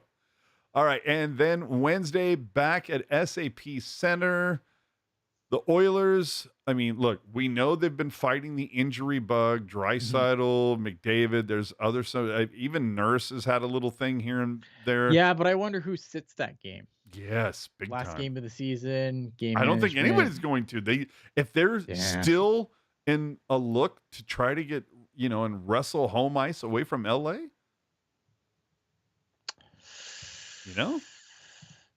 Yeah, maybe. I just think that, like, whatever, they're probably gonna.